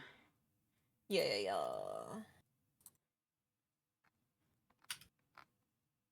Oh, he's doing Hollow Knight. I love Hollow Knight. Fuck yeah. Oh, the second one's coming out, right? Yeah, It's- dude, I'm so excited for Silk It's Song. real now. I'm so excited. It's real. Okay, there we go. And I gotta type in. Oh, that's such a silly model. Oh, I love it. It's such a silly one. I love it very much. Are you typing in the raid? I've done it. Okay, there we go. I'm good to go. I'm ready Uh, to send it whenever. Okay. Thank you all for hanging out. If you want a raid message, Lovely there you go. Tuesday. There you go. Oh, There you go. love y'all. Give raid, give love. Give love. Tell me when you're clicking We raid now. Okay, Yeah. let's raid now. Wait. Goodbye, everyone. Goodbye. I love that we both make noises.